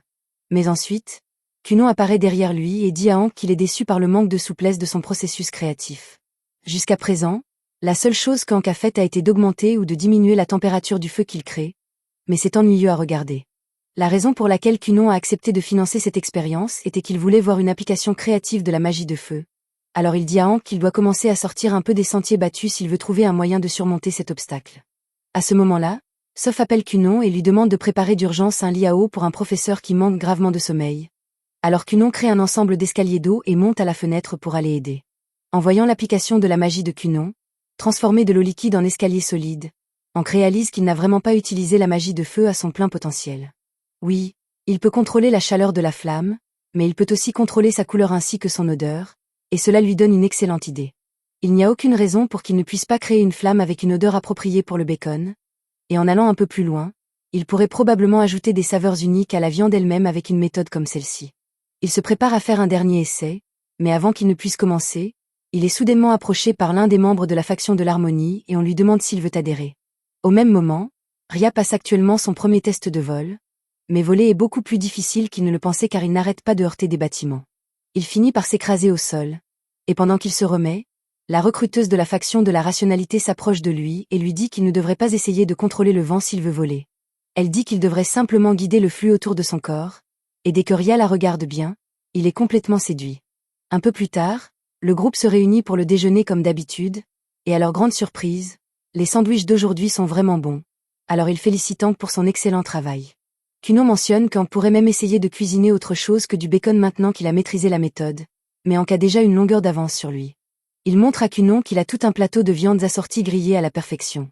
Cunon trouve cela vraiment impressionnant, mais il y a juste un problème, il n'y a aucun moyen qu'il puisse finir tout cela. Après que Cunon l'a souligné, Hank réalise qu'il s'est peut-être laissé emporter. Heureusement, ils ont pu vendre la viande au cuisinier car elle était de bonne qualité, et en prime, cela peut servir de modèle commercial personnel pour Hank, donc il peut enfin gagner de l'argent par lui-même. Alors qu'ils marchent tous dans les couloirs, Reyes demande à Ria s'il a réussi à comprendre comment voler, et il confirme. Mais c'est surtout grâce à un conseil qu'il a reçu d'une étudiante plus âgée. Kuno est content de l'entendre car si Ria maîtrise le vol, il pourrait l'utiliser pour démarrer sa propre entreprise de coursier, et Ria est vraiment excitée. De plus, il informe tout le monde que l'étudiante plus âgée qu'il a mentionnée l'a invité à rejoindre la faction de la rationalité, et il prévoit d'accepter, mais pas du tout parce qu'il trouve la fille mignonne ou quoi que ce soit, ce serait stupide. Pendant qu'ils sont sur le sujet, Hank informe tout le monde qu'il a été invité à rejoindre la faction de l'harmonie, et Reyes a été invité à rejoindre la faction des capacités, mais elle n'est pas sûre de devoir accepter ou non. Après avoir appris que tout le monde a reçu des invitations, Kunon se demande pourquoi il est le seul à avoir été laissé de côté, mais il l'informe qu'il est en fait le centre de l'attention en ce moment. En fait, les chefs des 3 factions se battent toujours pour le droit de lui demander de rejoindre leur faction. Alors que la bataille touche à sa fin, Capacité est déclaré vainqueur, avec Harmonie en 2e et Rationalité en 3e. Puisque Bal est le premier à négocier, il décide de sortir l'artillerie lourde et appelle la plus jolie fille de sa faction pour essayer de la faire séduire Kunon. C'était la fin de l'épisode 11. Abonnez-vous pour ne pas manquer le prochain.